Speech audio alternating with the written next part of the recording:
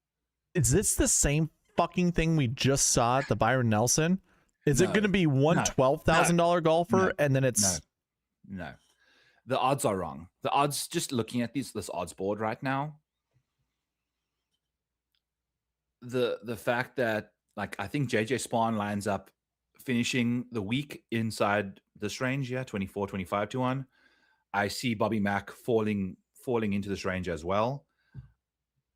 There will be a lot of steam that comes on these bets tomorrow morning that will likely readjust these odds and get Ricky. I would not be shocked to see Ricky Fowler priced ahead of Bobby McIntyre. I would not be shocked to see Wyndham Clark pre-WD. This is on a Sunday night. Ahead, which will change odds, right?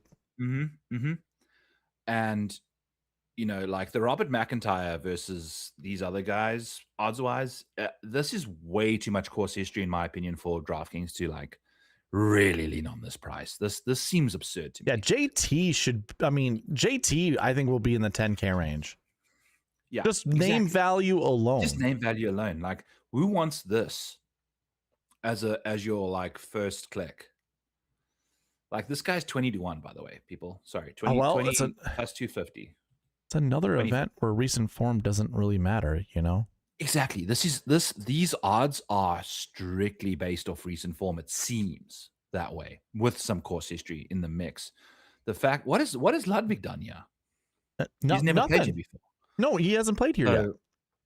You know, like, if you take a look at freaking Ludwig's, he's done diddly dick in the last little while as well. Like, if you're speaking about solid form, there's a lot. Yes. Obviously, it's warranted. Why is this price? But if you're speaking of win equity, like, dude, Henley's got like more wins than Ludwig in the last little while. Like, he hasn't played as well, but we've got a win. You know, like, there's a win. There's a second to Scotty. No, this was a second to Keegan. This was a second to Tommy last year. Masters T3. You know, like, I mean, he lost me a lot of money at the PGA Championship and putted like a brain dead bozo.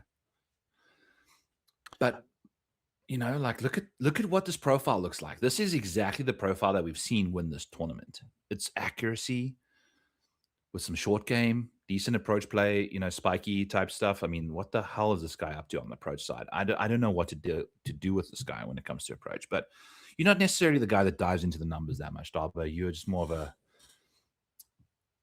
a like, does this guy man fit kind of thing. Mm-hmm. I'm looking right now at like all the golfers with the best recent form. Like, you were just talking about Ludwig, and it's like, you know, he's got like, literally, it's so good, his recent form coming in. It's so good, dude. So I'm kind of cruising through, and maybe you can eyeball this with me. I'm not going to change I have to keep going up and down, but Scheffler, just like note the guys with the best recent form. I've got this sort of on best recent form. So 3.5. Scheffler finishes 4th. Danny Berger is the only other guy that has green recent form. He missed the cut. 2024, Scheffler, Kevin Tway, Colin Morikawa. Could this be a Ludwig, Colin Morikawa comp? Like, sure, makes sense. Yeah. 2023, Scheffler. And then you get down to Rose, 12th place finish. 2022, JT misses the cut, coming in with fantastic form. Obviously just won the PGA Championship, so maybe that's the reason why he truly didn't play well. But then you got Sungjae and Mito, who, if Ludwig is $11,800, that won't pay off your price tag right here with these two finishes. Coming back, or going to 2021, Abe Answer finishes 14th, and then we get the Texas boys, Jordo and Hoffman. You know, to me, this is more just to be with, they're good in Texas rather than it being they're the best golfers in the field. You know, I feel like Answer's from Texas as well for some weird reason. Well, he just seems to play well there. Mexico is kind of, you know, an extension of Texas. That's very fair. 2019, you got Gimbo, but then it's Rory Sabatini and Scott Piercy, 19th and a 6th, not terrible. 2018, 20th and a 20th. You got Jay Rose, who finished 1st.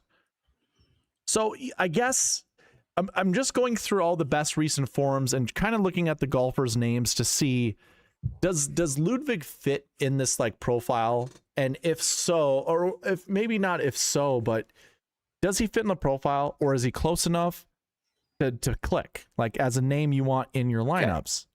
Go to SweetSpot, hit recent form bucket 1, recent course history bucket 6. Right? Say Is that that how again? that works? Recent form 1, bucket course history 6. Okay, no 6s. Well, I have filters in. Hold on. Because bucket 6 is never played that event before. No course history. So how have these guys done in their debut?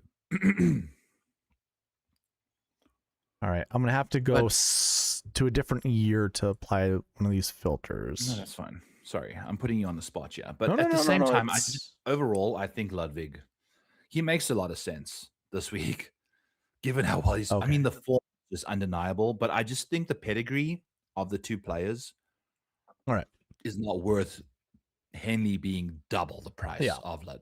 2025, you got the form's there. 2025, you got no golfers in that category, that bucket combo. 24, you don't. 23, you do, but like $7,000 and $6,900 golfer. 2022, Mito finished 7th. 2021, nothing. 2019, missed cut. Jay Rose, debut. But again, my data goes back to 2013. I know there's a chance. Okay. 2017, Sergio. 2016, nothing. 2015, Patrick Rogers finished 74th. Nothing in 2014, nothing in 2013. But yeah, Sergio finished 12th in 2017. Rose finished 1st in 2018. Rose had a win in 2018, obviously, and then a 13th in 2005 at Colonial. 13 years before before the win at Fort Worth, and his best finish was a 34th leading up to that after the 13th in 2005. Yeah, and that was in 2009, which was 9 years before his win. So, who was the other guy? Sergio. Yeah, 12th place finish in 2017. Sergio in 2012 finished 13th. In 2011 finished 16th. In 2005 missed the cut. He also won this in his debut in 2001 in Colonial. Okay. So I mean, I heard debunking it and also guaranteeing it. You know, like I heard one thing in common that you just said there. Rose and Sergio's performance before heading into this event were like 13th places. They both had a 13th place finish the previous time playing, and which was like years before, you know.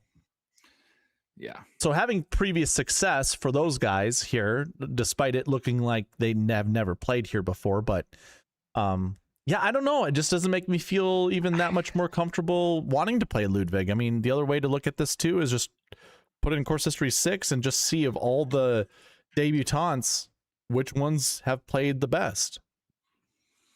Or just look at the golfers that have played well. So yeah, Aldrich in 2025 finished 6th. Terrible recent form. Mac Meisner in 2024 finished 5th. 5K range. Fuck the 5K range. I kind of like that for this week. You know, like the fact that he's got a bit of... He's been playing okay this year. 2023, Harry Hall and Paul Haley. Wow. Just randos, dude. Low. Okay. All right. 84, 86, $100. Davis. Yeah. Shout out Davis. 2021, John Augenstein, RIP. He didn't die. He just went to live. Okay. Like, Jesus Christ. Just baptizing this guy on the stream. Hatton in 2019. 2018 was Rose, Koepka, Connors, Joaquin Niemann. Like, wow. Good plethora of golfers there. Rombo in 2017. So, hey, that might be a Ludwig comp, you know? All right, Dobbs. Let's see who's got a top 20 the last 7 weeks. All right. I can't. Also to say who doesn't. I think that might be a better way of like Sure, finding out guys, sure. right? Like who All right. doesn't have a top 20 coming into this week? Let's see how turbo we can go. Spawn has a 5th. Henley has a 3rd. Oberg has a 4th, obviously. There's the Bobby Mack. Bobby question. Mack has nothing. Like, what is this? JT has a 4th. Ben Griffin has a 3rd. Zurich counts. I don't know if that's Zurich. I think it is. I'll even take the 10th though, wherever that was. Was Absolutely. that the PGA or whatever? Or the 12th for Hideki. That's on the precipice. That works too. Yeah. I mean, we were looking at some of these finishes of other golfers, and we got to 11th place and we got to 12th place a couple times. So yeah, I think it applies. 16th for Batia does not. 12th And the Masters is week 7, by the way, for us right now. All right, thank you. Okay. But I guess Batia with the 16th, I'm not gonna hate it. You know, Top 20s, buddy. Yeah, you yeah. needed like a good finish recently. So Ryan Gerard doesn't have one. No. Richard Flower. He has several actually. Yeah, this is such a smash spot for Ricky. Alex Smalley. Yep. Michael Kim has an 18th. Matt McCarty has a 9th. Woodland has an 8th. Woodland was in the elite grouping. He was in the elite grouping. Nothing for Echeverria. Hey, 13th. Scroll up. I can't see the thing with my comments. Thank you. Echeverria has nothing. Sam Stevens has a 13th. Novak has a 10th. I think that's... And a 16th. And a 16th. Nothing for Harmon, despite being in the elite grouping. Course history guy. Yeah. This is going to be fascinating to see what his situation happens, because there's nothing to really like that much coming in this week, right? It'll be interesting. Brennan will have nothing heading into this event, and I think that's probably an easy fade because we're not looking for bombers at this golf course. No. Yeah. Cootie will have a 16th and a 19th. Satsune, what did he finish again? Did he finish 31st or did he finish top 20? 2 seconds. I'm not on the right page. I forget. Right way. Rio is T9. Just, buddy, if you wonder where someone finished on the leaderboard this week, yeah, the odds are 19. Yeah, right. You've got like 12 people chance of that happening. Yep. Okay. Going down the list, Harry Hall with an 8th. Also lost to Griot. That was Schenk that lost to him in the playoff, but Harry should have been in the playoff. He hit his ball through the fairway into the water when Griot won. Yeah. Do you remember that? The last hole. Dude. Don't you dare take a freaking that last hole at the Charles Schwab when Griot won was water bound because Harry hit his ball in the water to get himself out of the playoff, I think. And then Griot watched his ball float down a man-made canal to later drop his ball 100 yards further up the road to win the tournament. Epic final sequences of an event. The Grease Trap, 14th, 19th. And 9th. Or 9th. Yes, 9th. Even better yet. Better yet. Collie has a 7th. He gained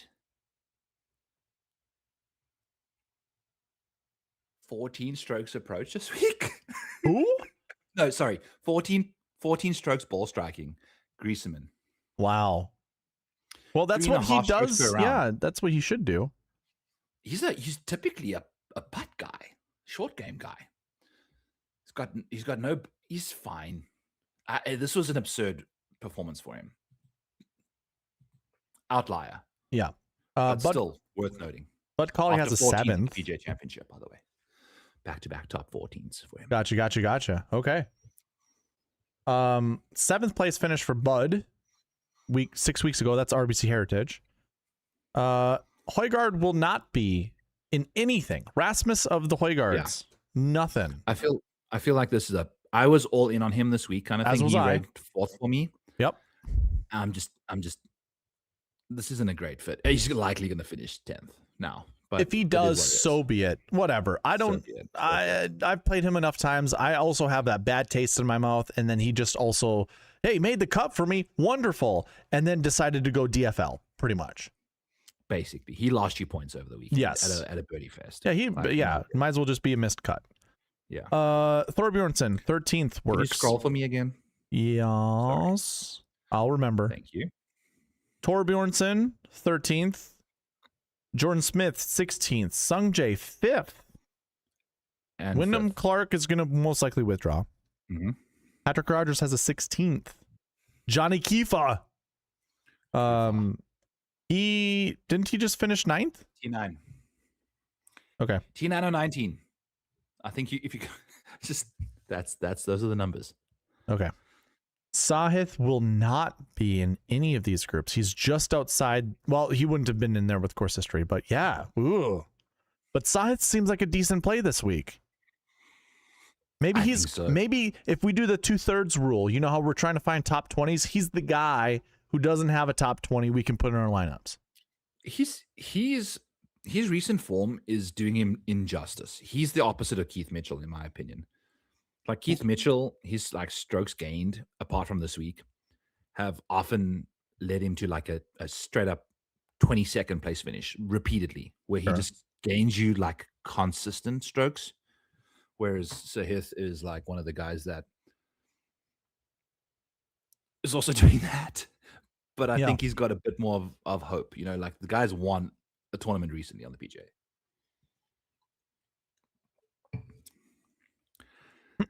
Alton missed the cut because he 3-putted from fucking 25 feet. Giant bitch. Well, RNP has a 4th place finish. I don't mind. I mean, he was one of those guys I liked this week. Didn't really. Where the hell did that 4th come from?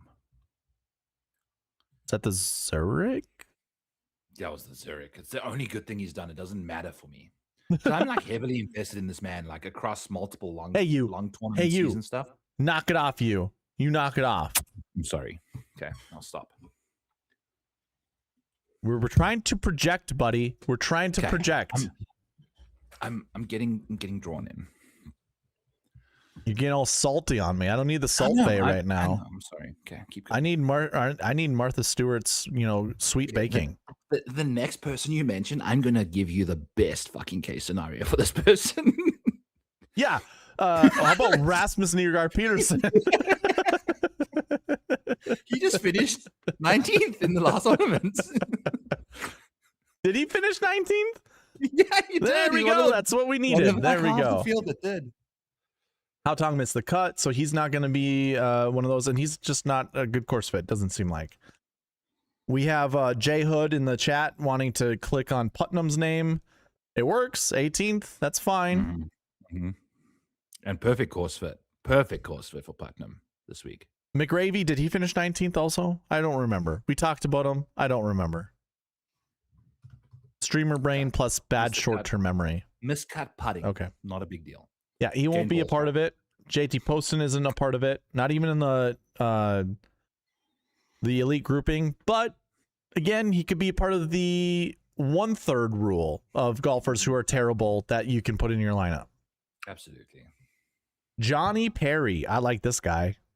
He will be 13th place finish. 7, lost putting, lost off the tee this week. That's okay. Yeah, that's fine.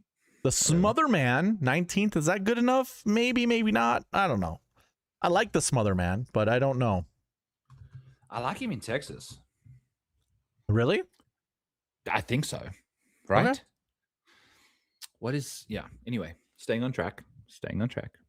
Seabez with a missed cut this last week does have a 6th and a 17th. Really good reason for him, although that will drop a little bit. He will be in the elite grouping. I'm not worried about Bez's miscut this week. I think, it's not necessarily the greatest venue for him. The 17th and the 6th came at the Zurich and the Myrtle. Oh, well, I mean, it still counts.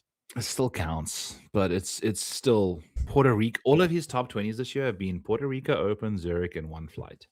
That is it. Yeah, that is it. That, in my opinion, is just not going to get it done, man. He's 84th in FedEx somehow, but He's one of these guys. You just bet him like top 20 or top 40. Like if you can find him top 40, bet him top 40 and call it a day, because these results are just not good enough for Whoa. Bezzy. Nah. Okay, I was anticipating this. Having a missed cut the week before last year did not provide a top 10. This is like one of those buckets you can actually predict that will have top 10s. 5th, 9th, 2023, a win. What is this? Is this miscut, guys? These are golfers who missed the cut the week before the Charles Schwab, which was the PGA Championship, by the way. It wasn't the Byron Nelson. I'm just curious. I just want to look to see who the names are. How many? I mean, it's very limited. It's very limited. Like, okay, here's 4 golfers. It's probably the most I've seen. There's 3, and I'm looking at top 12s, not even top. And that's just one because you didn't unclick to 18. So well, T2. Yeah, but just only one guy. For the year. Oh yeah, I'm sorry. I forgot. No, you're fine.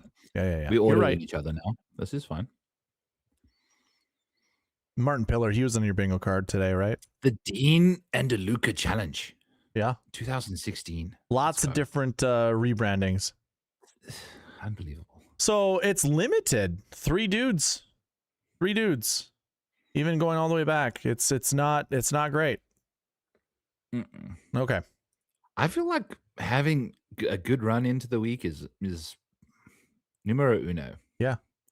Yeah, Then if you got some good putting on bend, if you got some good ball striking coming in, I think that's the kind of vibe I'm looking for this week. Yeah. Rico Hoey is 19th place finish. Yeah, sure. Whatever.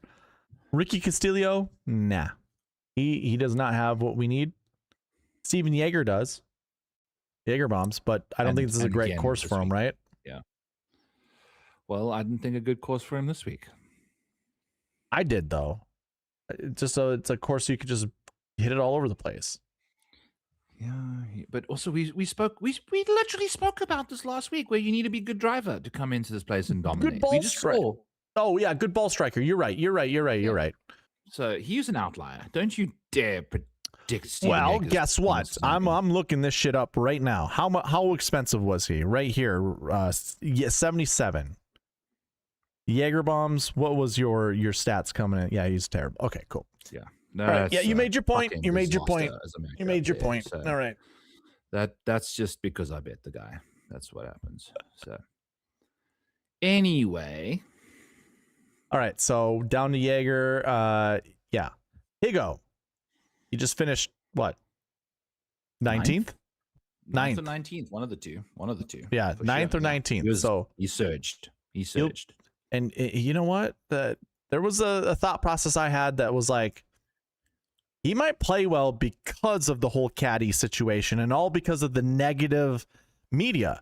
Some people thrive in that shit, man. Yes, he of all of them would. Absolutely. He's just that fucking weird, right? Like that's what he does. He's just a weirdo. Yeah, the whole shush thing.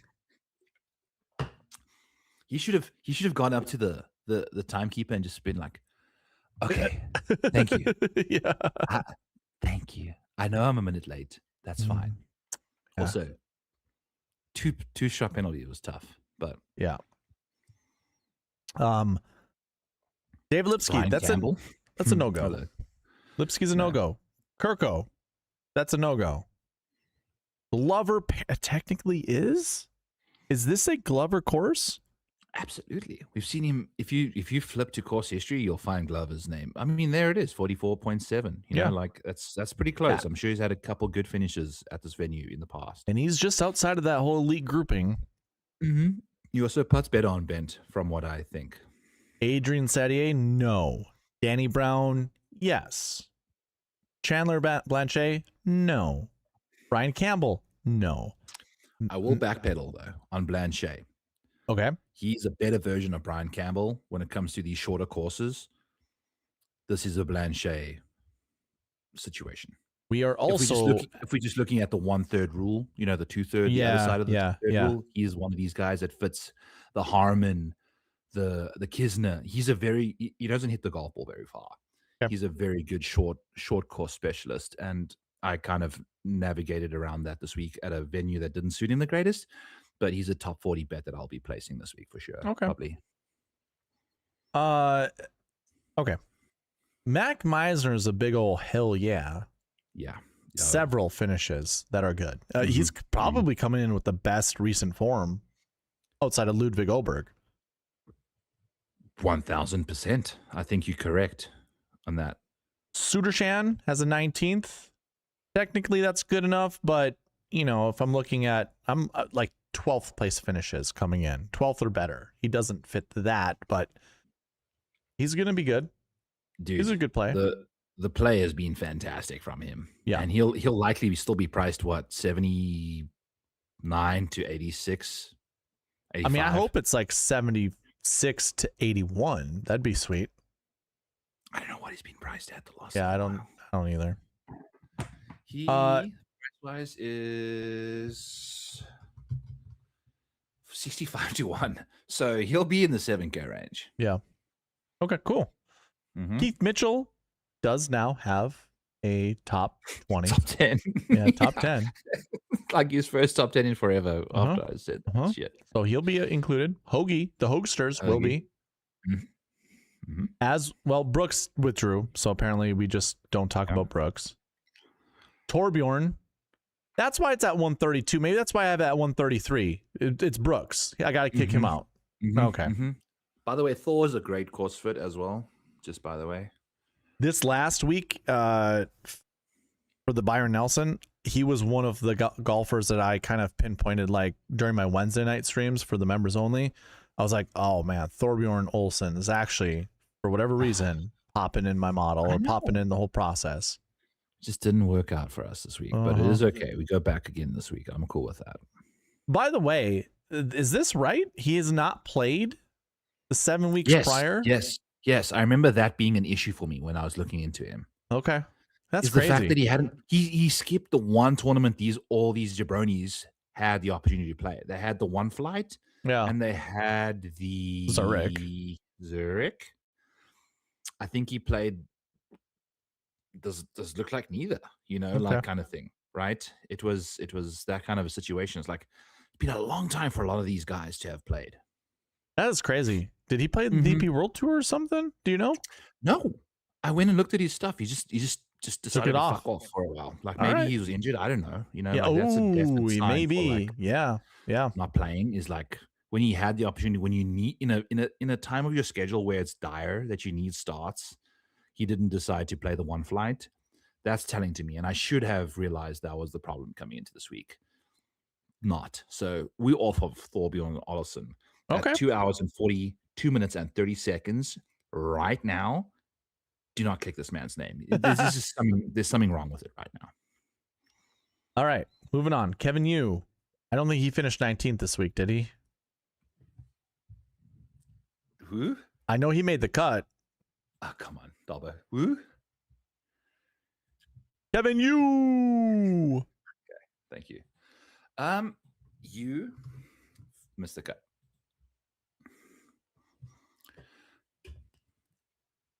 I've cheersed you now 3 times.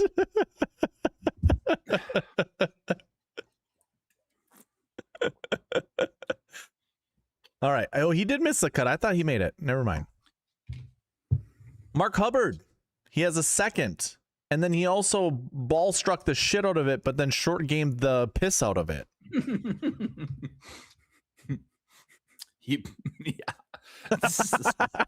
This is the Mark Hubbard program, man. Welcome to Ball Striking Clinic 101 and don't know what to do after that. Okay, hold on. I just thought of this. So you got Ricky Castillo. What if we had Emiliano Grillo? Would that just be goofy as fuck? What is this Castillo relevance? The ILLO. Oh, Grillo winning and then Castillo winning. Sure. Hasn't Ricky Fowler done well yet either? I don't think so. What about Ricky Grillo? Anyway. Moving along to Tony Finau. Whoa, hold on. We didn't do Eric Cole. Eric Cole actually fits, and he seems like a good course fit. Isn't he not the Brian Harmon, Kevin Kisner like profile? What? How now, brown cow? He's not a good enough driver of the golf ball. Like he's just not a good driver of the golf ball. He's just he's lost, buddy. What you talking about, Willis? In 2026, how many times has Eric Cole gained strokes off the tee? How many times? Maybe twice. Well, you overshot it by one because he's only gained once off the tee this year. And I think that's kind of important this week. Oh, wow. Minus. Oh, my God. Not good, Bob. Despite having a 14th, a 6th, and a 6th in his last 3 starts. Hold on. Tony Finau just finished decent at the Byron Nelson, and he had awful off the tee stats. I know. But, I mean, apparently this week wasn't the driving person's week anyway. But it was. Hold on. Hold one-third rule, doesn't fit the trend, but variance dictates that he likely has a good chance at proving us all wrong. That's just how this goes. Also, I see a multiple of you in the chat. Let us know you here. Just send us a thumbs up. We don't have to have anything special in the comments. Just like give us motivation to keep going right now. This is 2 hours 45 into the stream. We've had, I'm looking at 5 open cans in front of me. Prior to that, there were multiple more. And we're just having a good time talking golf. So we'd love if you want us to dive into somebody, let us know. Oh, yeah, absolutely. Darbo's chat or mine, SweetSpot DFS or Backman Bets. We love you all in the comments. Hell yeah, brother. And if you're listening to this in past time, let us know in the comments. We will get back to you. We'll hit you up with a free question and answer session in the comments below on both channels. Right, Darbo? I'm not finding a single golfer who had worse off the tee stats coming into this event, period. Like going back. What is your threshold, yeah? It is the worst ever off the tee to negative 0.5. Yeah. So if you don't have your driver in the bag, just don't even show up here. Well, I mean, it hasn't it's not been. Hold on. I'm wondering if my stats could be wrong. No, but what is your what positions do you have here? You've got the course history, the form is fine. Everything's maxed. Yeah. It's just don't show up here if you don't have your off the tee game. Something's off. What is going on? Hold on. Just wait. What the fuck? Dobbo, pull up the best finishes at this place and just look at their off the tee stats. No, I'm going to do it this way. I want to find that little group of stats that Eric Cole is a part of and just see. It's the Robbie Shelton stat at $5,500. Okay, we've had a top 20 3 out of 4 years. 3 out of 5. 3 out of 6. And then I got nothing. Oh, my strokes gain goes to 2018. Mm-hmm. And by 3 out of 6, we are talking about one person per event that had horrible driving stats coming in that finished top 20. It is not something you're looking for. I mean, I feel like we've had multiple events now. I feel like you have to drive it well around Texas. Oh my God, it's bad, dude. This is like it's where Eric Cole is. Not even where Eric Cole is. I have it at 0.5, negative 0.5 to the worst strokes gain stats possible at this event. It's not. There's just 9th place. Robbie Shelton is the best finish. Yeah. So we go back. Did he put his brains out? Like that must have been the case. When was that? 2020 what?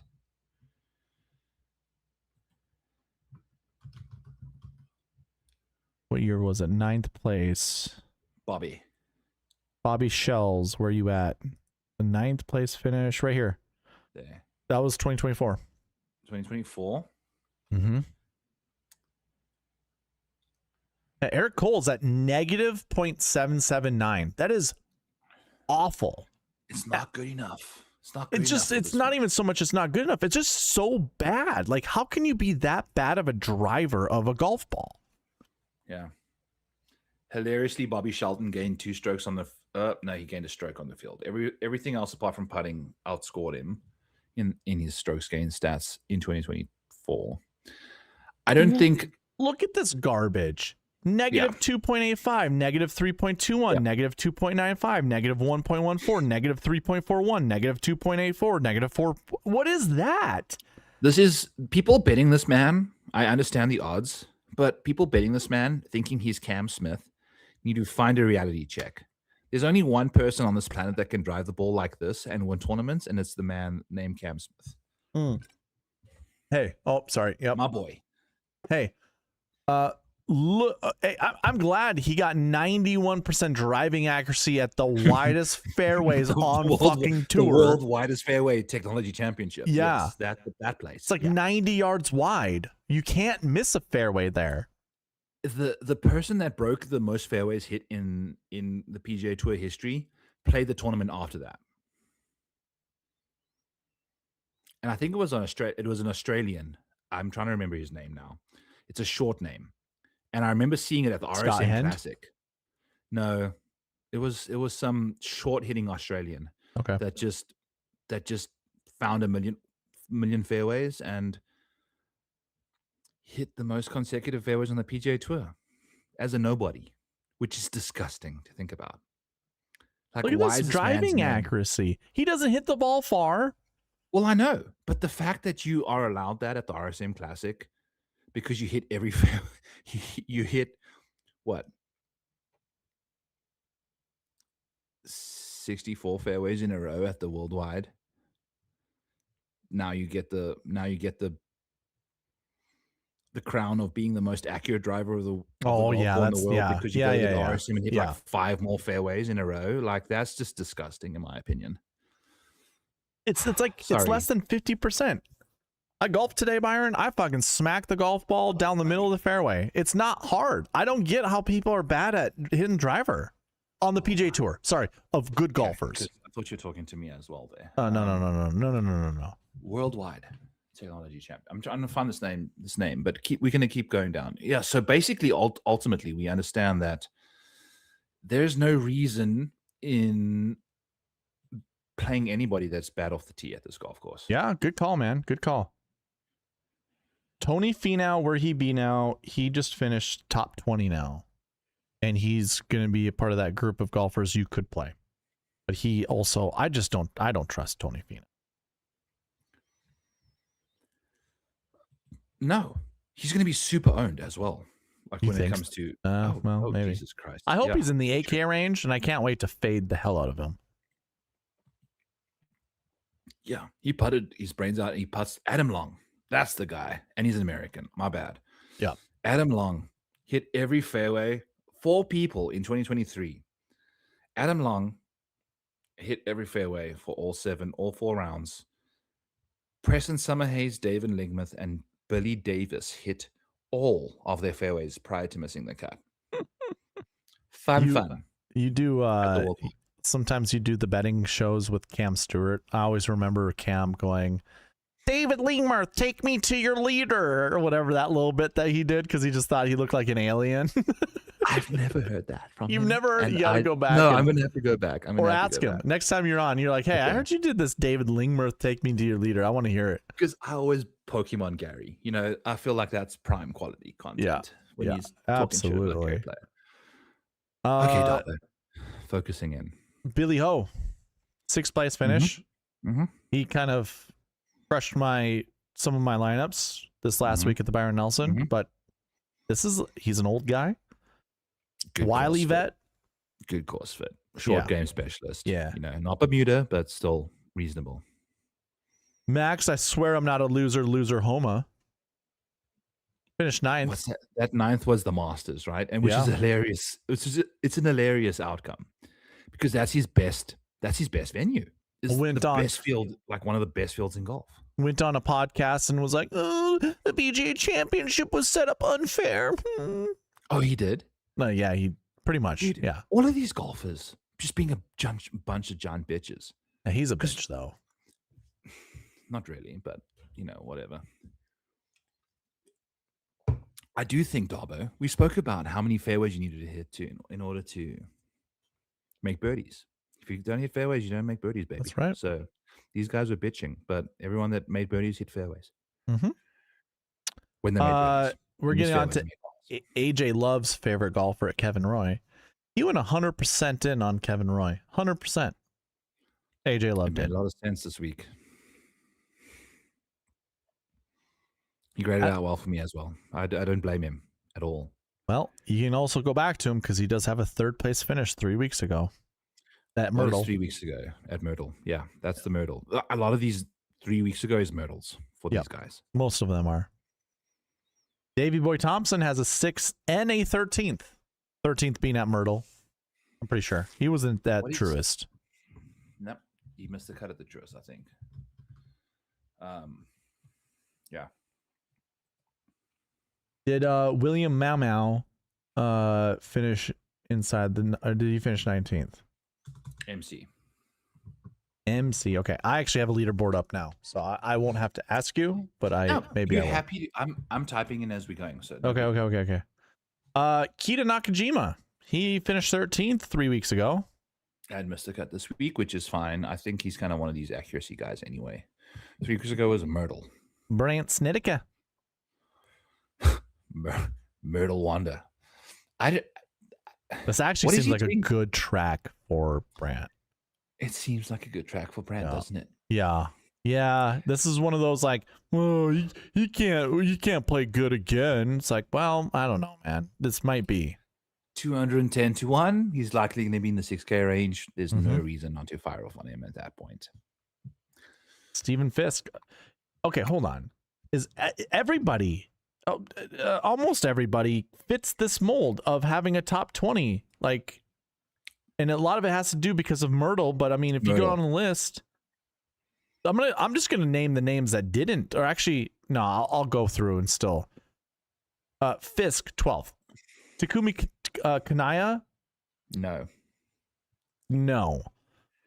Kim, yes, Hughes, no, Whaley, actually no. What did Mac Hughes do this week? You guys are bothering me. 66th for Mac Hughes. Whaley finished missed cuts. Hassler missed the cut. Hodges missed the cut. Moore didn't play. No, 14th. He's the one guy that finished 14th this week. Taylor Moore. Who? Taylor Moore Finished 14th. Okay. in the middle of everybody. Highsmith, think no. Dumont de Chassart, no. Well, 17th, a few weeks ago, 5 weeks ago. Yeah. Shanky Boy, I don't see him on 19th place.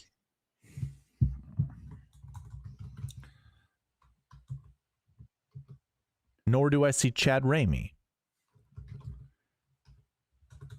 But Austin Eckroat has a 6th and a 19th. And a 40th last week. Phillips Carl Phillips has a 13th. last week with the 13th.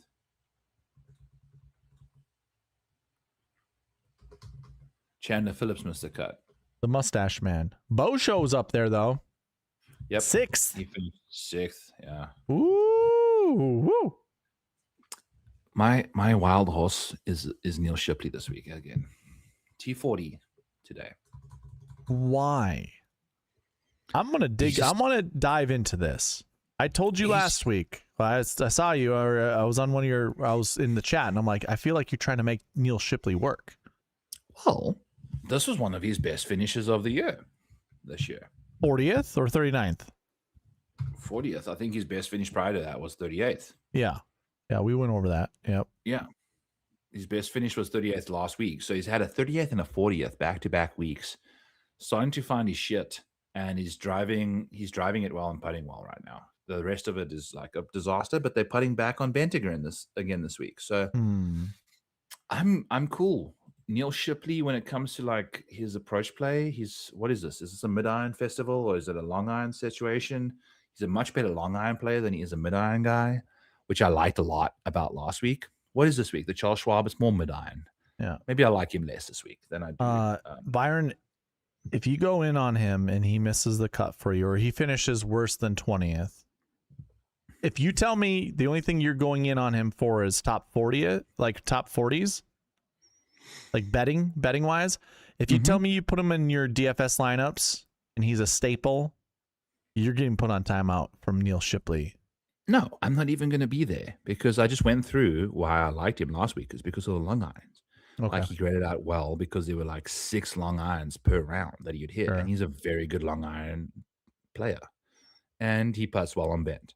So if he makes the cut at the Charles Schwab, I will get involved because he tends to get better round by round. Okay. If you take a look at his situation, he's much better round by round. And in fact, I'm just going to hijack the whole show and show you. You do you. Because this is my little research page, the player summary page that I have. If you go over to you type in Neil Shipley over here, you can see like, okay, one flight 38th last week he had another 40th, great off the tee, hits a lot of fairways, great from 200 plus. But if you just take a look at his round by round stuff, like look at how much better he gets as each round goes. Like if he makes the cut, dive in on Neil Shipley this weekend. If he doesn't, so be it, whatever. If he's vibing, vibe with him. If he's not, let him miss the cut. This week, I got in before the cut happened because I felt like I enjoyed the fact that he's good on bent and he's good off the tee. Those were 2 very important factors for me, which happened last week. And I'd imagine the same can be applied for this week, but there's a lot less mid-iron play for Neil Shipley this week, which, he's not necessarily the greatest at. So I'm happy to get off of him significantly more than I was last week, right? Because this Byron Nelson screamed 200 plus from the fairway. This week screams this range, in my opinion. And you got to hit your drives in the middle of the fairway, which he does. He hits a lot of fairways. He's not necessarily the longest driver of the golf ball, but he grades out well for that golf course. So I'm not necessarily that bullish on him this week. Okay. Despite a good finish again-ish for his capabilities. EVR has a 17th place finish, but that doesn't seem like a good course fit here at Colonial. And what did he do this week? I think he was roundabout there, right? Wasn't he? 19th. Shocker. And he lost three strokes on approach today. Oof. And barely lost on the week. So he could have done much better. T19, Eric Van Rooy. Marty Doe. He has a 13th. 3 weeks ago. Myrtle Beach, I'm guessing. Probably. Yep. Matt Kuchar missed the cut this week. He does not fit any of the molds, but obviously, yeah. He's one of the few people that continue to show up inside the top 10 of this leaderboard. Mm-hmm. I think this is a great week for like a Matt Kuchar top 40 type thing, or like a cash game punt. I'm cool with him there. I don't know if he's giving you enough upside. Doug Gim, 6th place finish. Dude, I like it. This seems like a good course for him. Yeah. I like it. I am usually anti-Gim, but this seems like a good week to play Gim. Mm-hmm. Was that a 5 weeks ago? Was that the Zurich? So he's got a 6th at the Zurich. He's got a 19th at Myrtle. The one flight. Yeah. And a 31st at the Byron Nelson. That ain't bad. That's not bad. You want to know who else got 31st at Byron? Eric Cole. If we really wanted to screw with people's heads with, you want to know who else got a 31st at the Byron? Eric did. Dude, what a bizarre leaderboard. What's that? What a bizarre leaderboard. Yeah. We have Brooks finished T14 with 3 other guys. Ben Silverman finished T17 solo. SY No finished 18th on his own. And then 12 or 11 other people finished T19. How does that even Nuts. happen? How does everyone just miss those other 2 tiers of scoring? Nuts. That's crazy. Anyway, Zach Blair doesn't. Well, what did Zach Blair do this year or this week? I don't see him in the top 19. Not good. Okay. He makes a lot of sense from an approach play perspective. Don't care. He finished 69th this week. Yeah. Okay, cool. Good for him. Joel Damon doesn't fit either. Missed the cut this week. Super played Jackson well. Suber does. He just got 4th. And has a 19th at Myrtle, dude. Mm-hmm. Samuel Ryder has a 17th at Myrtle. What did he do this last week? T31. That's close. Hank Lebiota has a 6th 5 weeks ago at the Zurich. 62nd this week. Paul Peterson 11th at Myrtle. Remember, Paul Peterson was one of the few guys that gained 1 million strokes on approach and missed the cut this week. Ah, that's right. Crystal Lamprecht does not seem like a good course fit.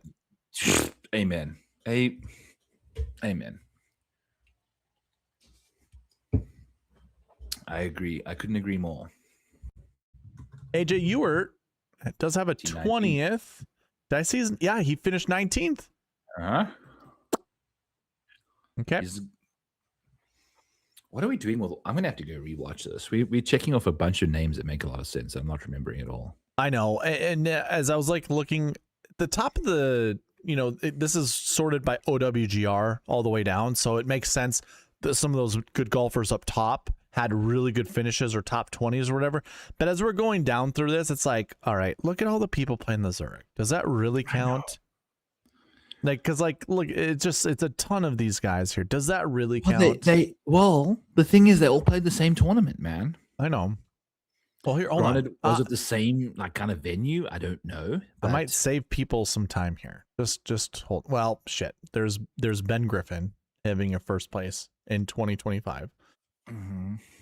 We have some good finishes down here. Yeah. 2024. Here's Zurich again.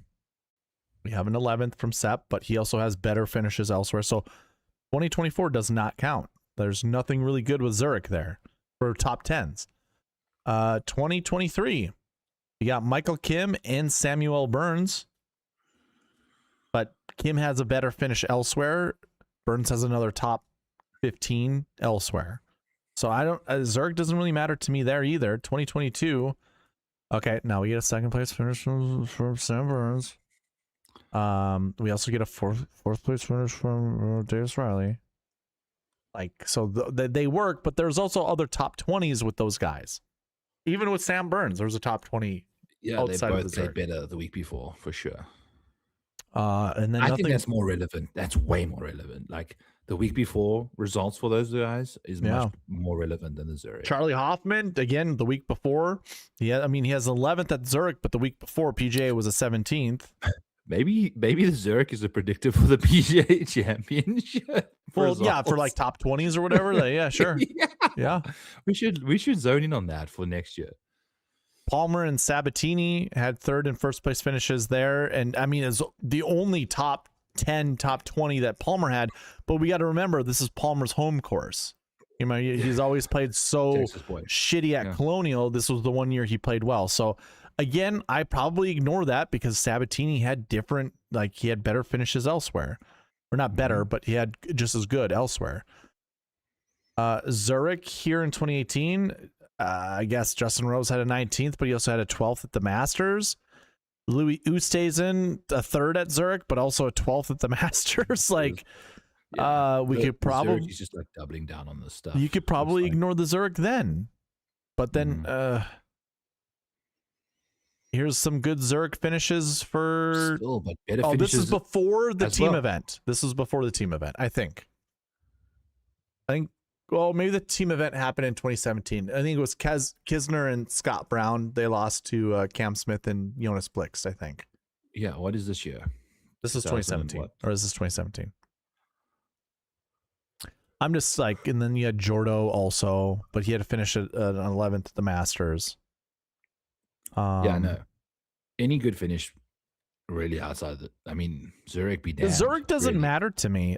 So when we're looking at these golfers here, unless they have a good finish here, which obviously I'm not displaying because I haven't put that in yet. I don't care about this shit over here. Like the Zerk does not matter to me. It could literally be somebody else playing better golf, or it could literally mean that the only 6 birdies you made were on the holes that your brother didn't make other birdies on. So that's why you succeeded. Like the Zurich is super random. I don't know. Do we just? I don't. Are there any names here that even finished top 20? Like I don't think so. Ewert did. Ewert finished 6th. Or he's spiking. No, 19th. Sorry, 19th. The Daywalker, I don't see him. Did Kensei Hirata actually finish well? I can't remember. I remember seeing him at the top of the board at one point. Hirata finished 19th, so okay, that works. The Daywalker missed the cut. Nyholm missed the cut. Planton made the cut but finished last, I think. Okay. 31st. Cam Davis missed the cut. Springer missed the cut. King, no idea. What did King do? 54th. Matt Chupavon. 40th.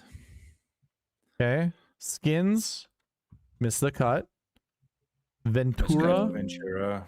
I'll do every other one. Okay. You keep going. Ford. He withdrew. Yeah. Van Laan finished 67th. Chatfield missed the cut. Dunlap finished miscut. Desire missed the cut. Toasty missed the cut. Woo missed the cut. Adam Svensson finished 54th. Ignore. Overall. Realman missed the cut. Webb did not play. Ben Martin missed the cut. Hoffman finished 54th after getting Hoffman in like showdown, first round leader stuff. Absolutely on fire kind of guy. Long term, no good. I think he doesn't have the power to go through the firepower to go keep going. Villegas. He made the cut, finished 40th. Rosa missed the cut. Hardy missed the cut. Sargent missed the cut. Stanger missed the cut. Kisner missed the cut. Well, Kisner didn't play, right? Yeah. Didn't play. Would have missed the cut. Where's Trace Crow? What the hell? He missed the cut, yeah. That doesn't matter. These guys down here don't really matter. These are all nobodies, man. Like they're all missing the cut for a reason, Like we're down here, and it's no good. Like so, this is bad. Area. None of these guys below, what was the name? AJ Ewert. AJ Ewert finished 19th. Everyone below this doesn't really matter. So if we think Ludwig is going to be $12,000, what are we making of? I mean, is this range relevant to those people? Like it has to be relevant for the 6K range, right? Or are they just going to pound 7K guys? Well, with a $12,000 lineup, you don't have to pound the 6K, like cheap 6K range. I'm curious. Could. So let's say the highest price golfer in our lineup, just call 11.6 and be, min price wise, yeah, sure. Yeah, and then we'll bump it up to 12.4. Sure. Yeah, I don't see. So the best lineups doing this is a 10-9, 3 7s, and a 6. You could do a 10-9, 8, 7, 6, 6. So if I drill down into this to find 2 6s, we do have a 5K range for one of these lineups at 2024 Mexico Open, but 2024 Phoenix Open, you had 6,500. Then Shriners for both of these were 6,100. Cognizant, we have a 6,100.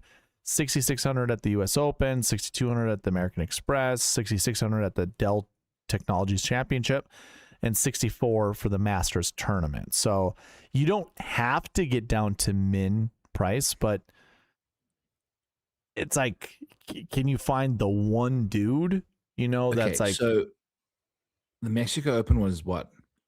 Tony Finau? Rom, I think. Wasn't this the I think he Rom? went to live prior to that. Like it had to be a pretty close, but one of them, Finau or Ram. I felt like he went to live in 2020, like 2024 was when he went there. Hold That on. might have been a Finau situation.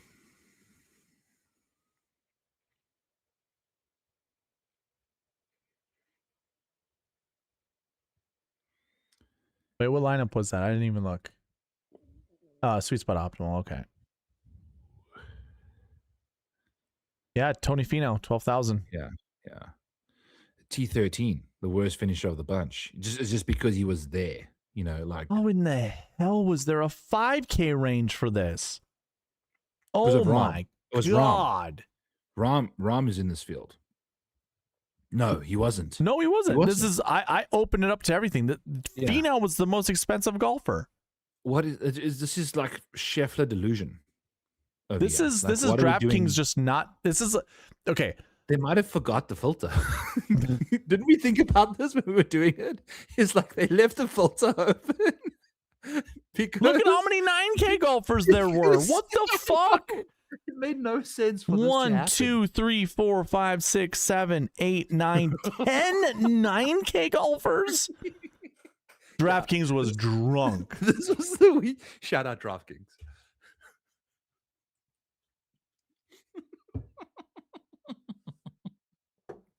This was a weird week, man. This was what a very the weird hell? Week. Very weird week. Okay. I hit Jake Knapp that year. That was probably my third outright, like my third last outright, if I'm being honest with you. It was in 2024. Ah, man, I can't wait to hit another outright. I'm very excited for that. I'm moving this up. I don't want to see a 5K golfer. I'm getting triggered seeing 5K golfers. Yeah, if you've made it now, 3 hours 15, we can go wherever we want with this show because we are now deep in the weeds. Because we really never had a direction after your girlfriend got sick. Yeah. Like we didn't really have an agenda for the next. It was like we're 2 done. hours. Wait a minute, we're not. Okay, what do we do? Anything. Doesn't matter. We're Gucci. We can do whatever the fuck we want. We just get to hang out more. Yeah, that's right. I'm talking golf, baby. Yeah, exactly. Let's go. I don't. I think I just fade. Like the answer to your question is, do we need to drop down to the 6K range for Ludwig? It's like, yeah, you would have to, but how about just fade Ludwig? You know, like, do I care to play Ludwig? Yes. I think we have to, man. Like, you have to put him in your lineup at some point because he's just playing too good. Yeah, I don't know.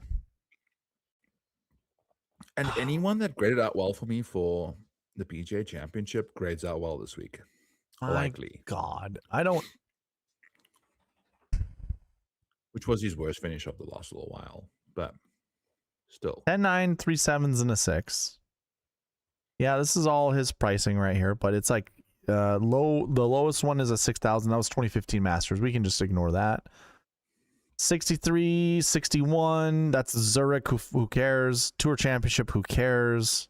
Oh, I should probably get rid of the Tour Championship.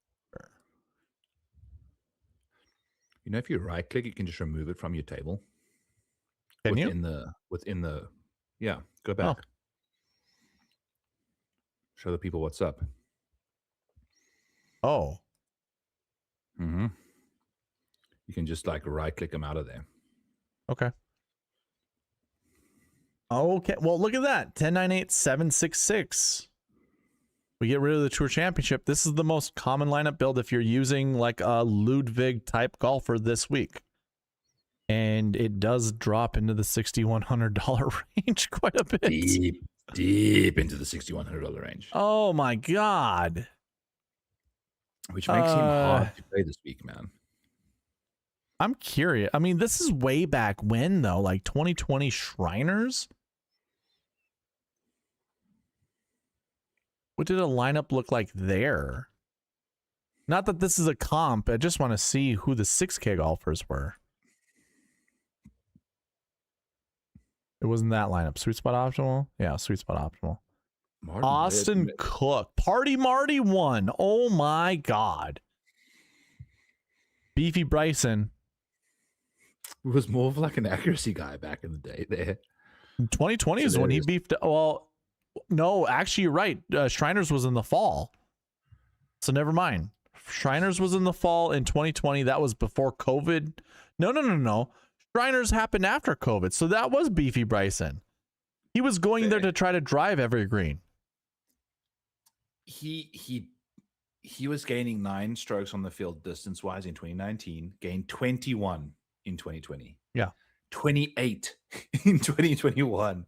And this year he's gaining 920 basically. Beefy Bryson. Beefy Bryson hit ball far. Was when he started gaining the ball like 20 yards on the field in general. This year he's actually gained less. You know, that's the least he's gained on the field, but it's been the best accuracy he's had for a while too. Really? I was going to say it's probably because he's inaccurate, but you're proving me wrong. The last 2 years he's been he gained actually 1% on the field on live.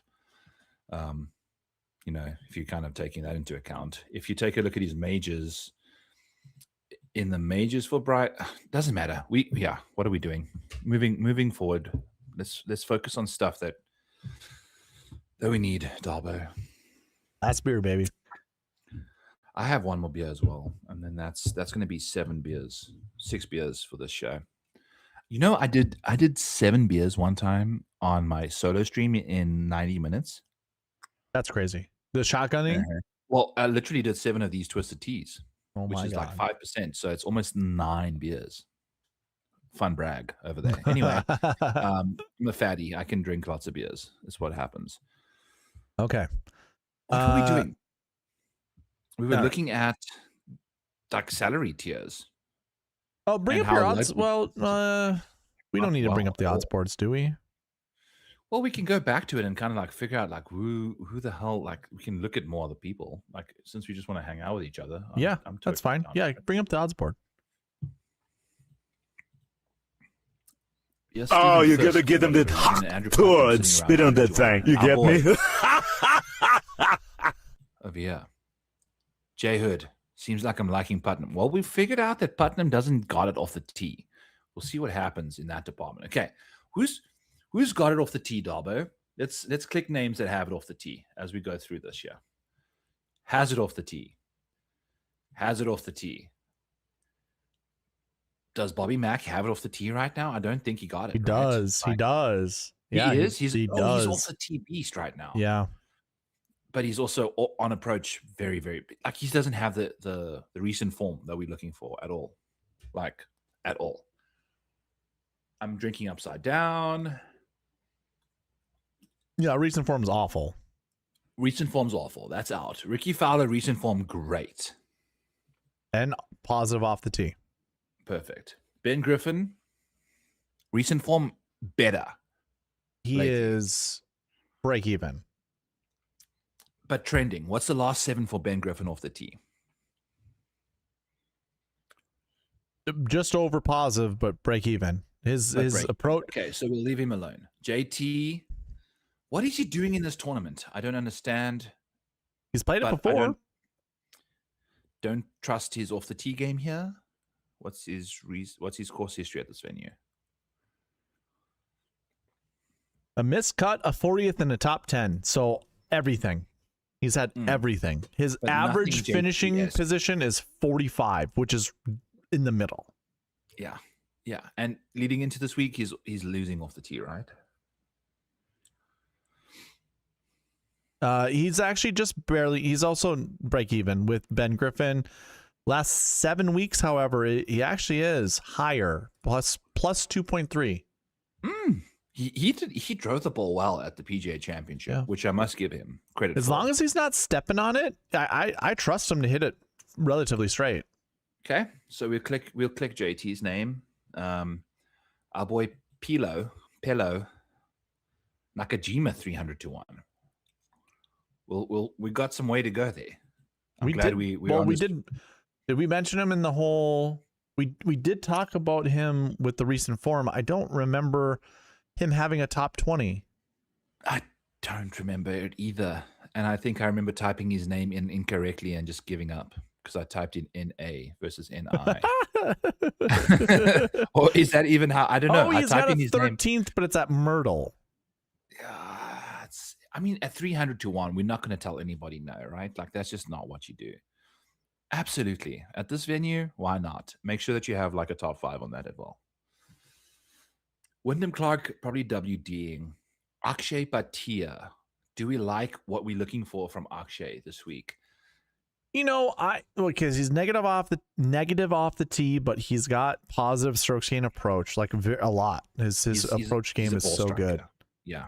I will say I watched him do the lads with Jason Day, and they were all talking or whatever. It feels like the whole conversation on tour is like Akshay has some of the best iron play. Like he's so consistent, but what does he lack? I forget what he lacks. Putting. Somebody was saying he lacks putting. Typically. Yeah, Joe Griner's his caddy, and I can't remember what Griner was talking to Jason Day about. He was telling him, like, if we can just get Akshay to ... and I don't remember what the ... was. Because he's putting. Jesus, maybe drive the ball well. He's not driving it the greatest this year, is he? The tournament he won, he drove it the worst, almost. You know? Yeah, he's all over the place, and he can only hit it one direction, really. Oh, that's what it was. He can only hit cuts with his driver. He can only hit cuts with his driver, but he can shape it both directions with his irons. Well, there we go. As you see, you know, this is diabolically bad, by the way. This is not good. This when you have this bad accuracy and this bad distance, it's not going to work out well for you. If you're gonna miss a golf ball, the skew, you got to be like this side of this column over here. So, any hoozles? So we'll leave Akshay actually out of. I don't see him driving it well enough at this golf course. I don't see Hideki driving it well enough at this golf course either, Darbo.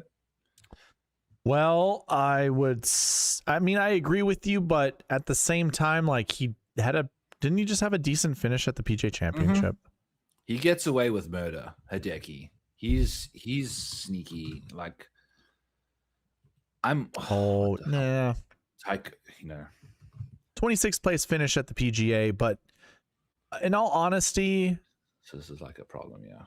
Oh my God! Even last 7 weeks, his off the tee stats are awful. Yeah, he's lost off the last 4. It's not good. His approach plays through the roof because he's coming from the rough all the time as well, right? Yeah, my stats don't incorporate last 7 weeks. Don't incorporate Valero, like the last event. Wow. That's how long ago that was. Yeah, exactly. So in the last 2 months, he's done diddly dick. Cool, easy peasy. I'm easy on that, like that.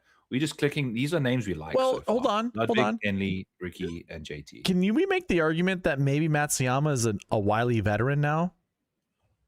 Is he a short game specialist guy? Very much so. Sure. Yes.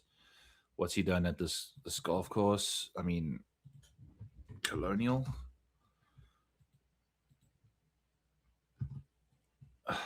Excuse me. He's fine, but he also drove the ball better that year. Those years, you know, I'm out. You know, like this is just not going to get it to me. If you just look, I mean, sprinkle whatever, do what you want. Keegan, I feel like has the complete game this week. Yeah, right. He's positive. Oh no, he's negative approach, but positive around the green. So when he's hitting a bad approach, he's kind of neutralizing it, I guess. Very good around the greens right now, which is insane to think of. Did you spawn? Yes. Great driver of the golf ball. Good putter. He's actually the highest ranked golfer in the field right now. OWGR. I mean, I might just bet him as well at 32 to 1. That makes like. Yeah, and his off the tee and approach it's amazing. I mean, tee to green, he is only behind Ludwig and Russell Henley. And on bent, he's pretty darn good, isn't he? Yeah. All of his stats are... Oh, wait, never mind. I'm looking at Ludwig. Sorry. And negative putting, but everything else is positive for JJ Spawn. Yeah. He's not available in what I was getting up to the last PGA Championship weekend. What does he get up to on bets? Hey, by the way, Doug Gim is the 5th best tee to green golfer in the field. But if you take Brooks out, he's the 4th best tee to green player in the field. Gim? Yeah, Doug Gim. Followed by Meisner, Davey Boy Thompson, Chris Kirk, Rico Hoey, Ricky Flower, Hideki Matsuyama, Torbjornsen, Smith, Skins, Hasatsune, Mitchell, Cootie, Doe, Gerard, Smalley, Blair, Batia, Brennan. I'm getting pissed off at my Google Sheets. So Doug, CD Doug, that showed up at Valspar, is tee to greening his way to victory this week at... I mean, that's over the last year. Last 7 weeks, if we do tee to green, top to bottom, it goes Oberg, Tom Kim. By the way, I'm kind of in on Tom Kim now. Like, he was in a couple of my lineups at Byron Nelson. He floundered a little bit on Sunday, but he had it looked pretty good for a little bit of time. Here's some names that overlap with last year and the last 7 weeks.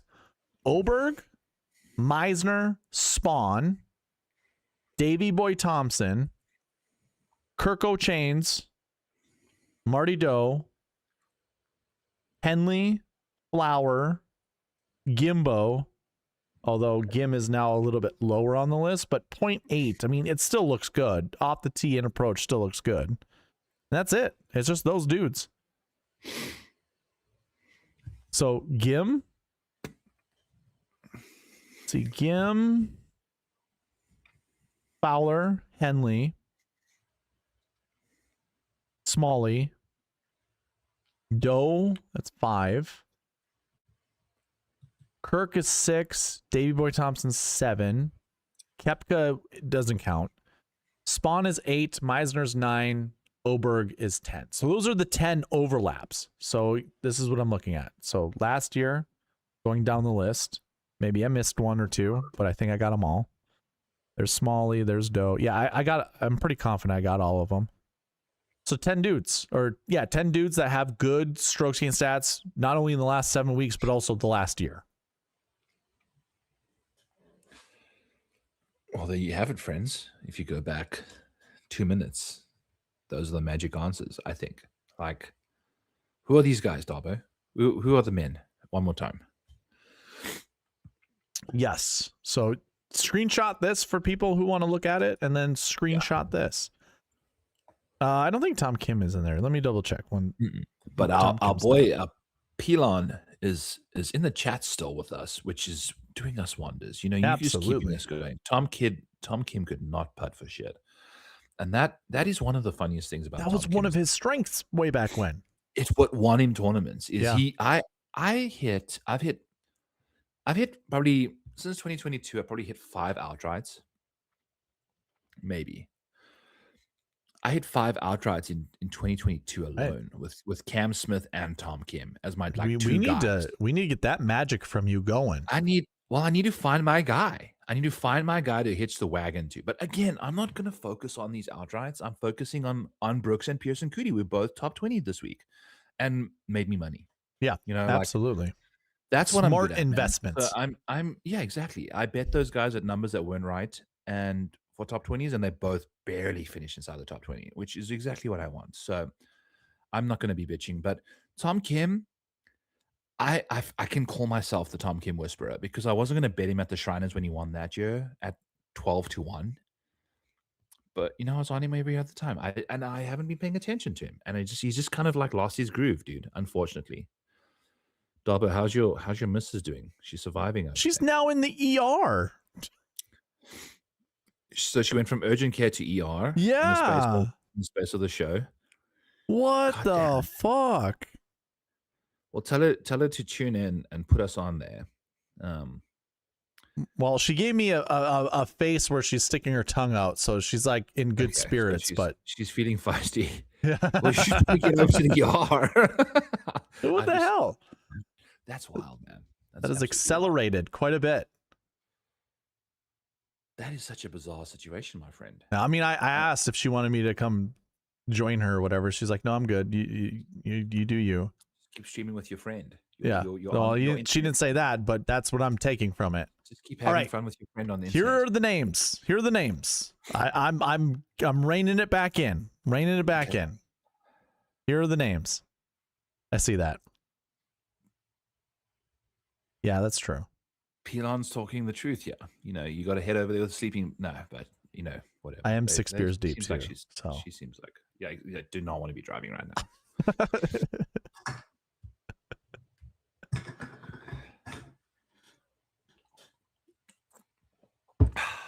Okay. The names: Ludwig, Mac Meisner, Spawn, Davy Boy Thompson, Kirk O'Chains, 5. Mm-hmm. Chris Kirk. Yes, Chris Kirk, sorry. Alex Smalley, 6. Henley, 7. Gimbo, 8. Wait a minute. I'm missing some people. Flower, 9. Did I say Henley? I think I said Henley, right? Mm-hmm. You said Henley. Yep. Who is the other guy? Was it Echo? Oh my God. Is it Collie? Is it Collie? Smalley. Oh, is it Marty Doe? Did I say Marty Doe? No, he did not. Yeah, it's Marty Doe. It's Marty Doe. Those were the 10. So here, let me go through it again.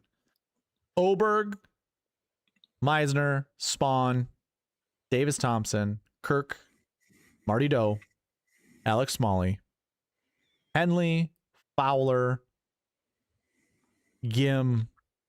That's the 10. That's the 10. I think that's 10, right? I counted 10. And this is your T Green guys. Now top T to green guys, yeah. Over the last 7 weeks and the last year. Yes, right? yes. Now, what I want to mention is what I said last week on my show is the last 7 weeks for most of these guys is like literally 2 tournaments. Yes. It's kind of crazy. It will be the Byron Nelson and the one flight. Mm-hmm. Because I'm not trusting Zurich data at all or finishes. And prior to that, it was the Valero is I think what the last tournament these guys, like the third last tournament most of these golfers will be playing in is the Valero, which was prior Masters. It was like pre-Masters, man. We Masters, RBC Heritage, Cadillac, Truist, Zurich. All right, Byron. I'm sorry to disrupt you, but I'm seeing something here. Okay, talk to me. 2025 and 2024, which are years that matter. These are your top tee to green guys. Doesn't look super great. And I understand there was renovations that happen. But once we start going back further in time, we're seeing more green with winners with good tee to green. Okay. When we bringing up tee to green, though, that's like 80% of people's strokes gain total. It's removing putting from the whole equation. Yeah, exactly. It's just the best. Like in my opinion, I will. Okay, yeah, I'll agree with you. Going through that, I was expecting to see more. I just saw the 2 years and I got real excited. Dominant. Yeah, I got real excited. I'm going to push back on that one real quick there. Yep, that's fair enough. Fair enough. So the tee to green that we just went through.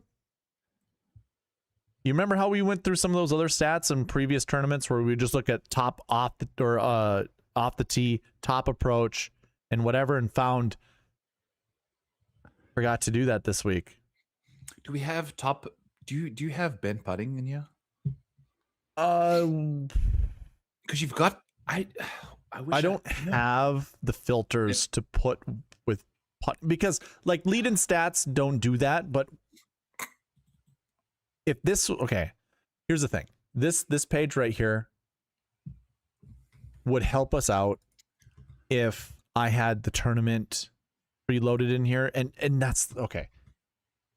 I don't have a piece of paper up here. I would remind myself to add a button here that can cycle between this week's event and next week's event. Because then I could put next week's golfers right here and we can see what their stats are coming in, because then we could use this right here Well, you know what? Most of the people playing this week played last week anyway. Let's just take a peek. So we we go played last week. down to greens, go to bent grass. I don't have like a bent grass averages, but if we just went with bent grass, and then really only want to look at a year's worth of data, in my opinion. Yeah, I'm cool with the start of the first. Like I've been running my bent grass stuff since the beginning of 2025, which is okay, cool. So I like this.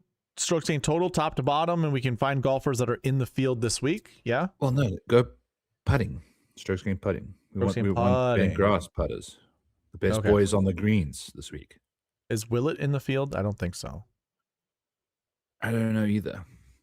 But your boy Taylor Montgomery for sure shit is, Darby. Gross. I know you love that, man. Yeah. Get out of here. Get out of here. Trace Crow, Kuchar's in the field. We know that. I don't know. Those old man balls can he get the ball around still? He's like a perfect top 40 at like plus 400 type situation, in my opinion. Kuchar. I don't care if Malnati's in the field. I'm never playing Malnati. Peter Malnati on the West Coast at Pebble. I had a Peter Malnati plus 1200 top 20 bet. Oh, okay. I was gonna say at Pebble Beach like 2 years ago when he was in the field, because he won the tournament prior. What's it, the Valspar? You play Peter on the West Coast, leave him everywhere else. Apart from Valspar. Streelman's in the field. I don't know if old man balls is something I don't know. We've seen so many of these short hitting Brian Harmons, but they're not old. Good putters. Good putters do their thing. Yeah, but they weren't on old. The surface, right? Like, Streelman's bright, but they, sure.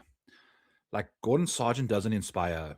No vibes in me. No. I'd probably play Streelman over Gordon Sargent. You know what? Okay, you tell me a name you want to talk about, and we'll stop there. Huh? Ramey. Where was Chad Ramey? Chad Ramey. $700. Okay.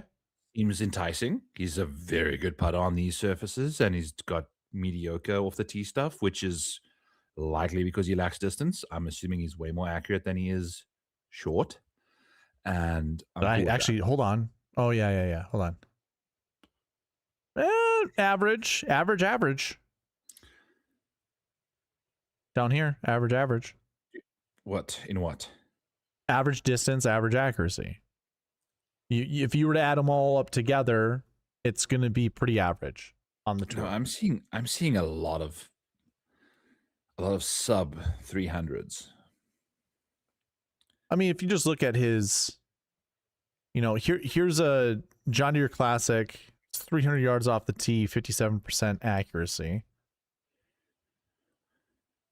Which is that's a lot of strokes gained to lose off the tee. Well, he was driving it poorly. He was missing fairways short as well. Just not driving it well. That 85% at the I guess the Black Deserts, whatever, the Procore, the 3M, the Players. Those kind of venues. I can vibe with that. Sure. Hitting a lot of fairways there is Gucci Mama. Yeah. Rocket, RBC Canadian. He hits a lot of fairways. I'm cool with that this week. Yeah. Okay. Moving on. Ben Silverman, I think he's in the field too. Where's my putting column? It's the one that's fourth from there. Sorry. Yeah, let me zoom. Let me scroll up. There we go. Right here. Vince Whaley just had a recently decent performance as well. Did he? I think he made the cut of some nature.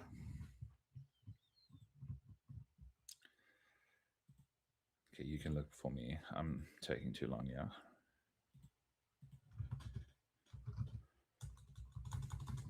Whaley missed the cut. My bad. But he putted well. Garrett Kigo. He missed the cut by a stroke. I'm down on Garrett Kigo as well. That's the guy to talk about right from the hop. Garrett Kigo.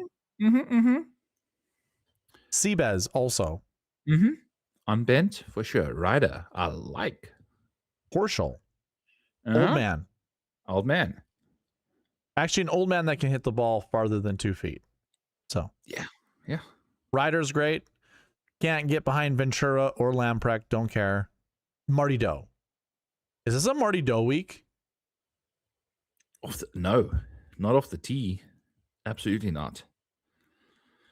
Because those approach numbers they diminished by almost double based off of how bad he hits the driver. Yeah, he was the guy. He was one of those guys we talked about with strokes gained stats being both last year and within the last 7 weeks of tee to green, like the best tee to green guys in the field.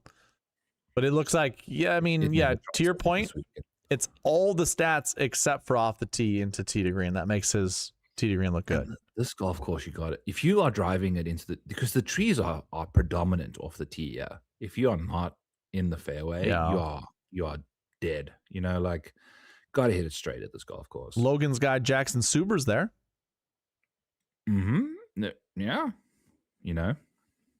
Lee Hodges, good driver. Look at. This is a good way to find people because look how many bad drivers of the golf ball there are. Yeah. In this range. Yeah, you don't want to play Eric Cole. No, not at all. Martin Laird, not at all. Freaking James Hahn, no sir. Like I'm out on you. Mackenzie Hughes, I'm out on you. Mila Guino makes sense at this. Torbjorn, I'm cool with Thorbjorn Olesen. Is microscopically losing strokes, but fine. I always thought that Zach Bosho was a bomber of the golf ball, but he's not. I actually like Bosho at this Texas event. Yeah, absolutely. Because if you find a guy that you like that's got bad off the tee stats, go take a peek at their distance. And if Zach Bosho is like a short hitter, which I'm assuming he is, and he's accurate, those approach numbers exponentiate, if that's even a word. It is today. Because the more fairways you hit, the better your iron play is going to be, just because of how close you can get it to the hole. Maybe. Unless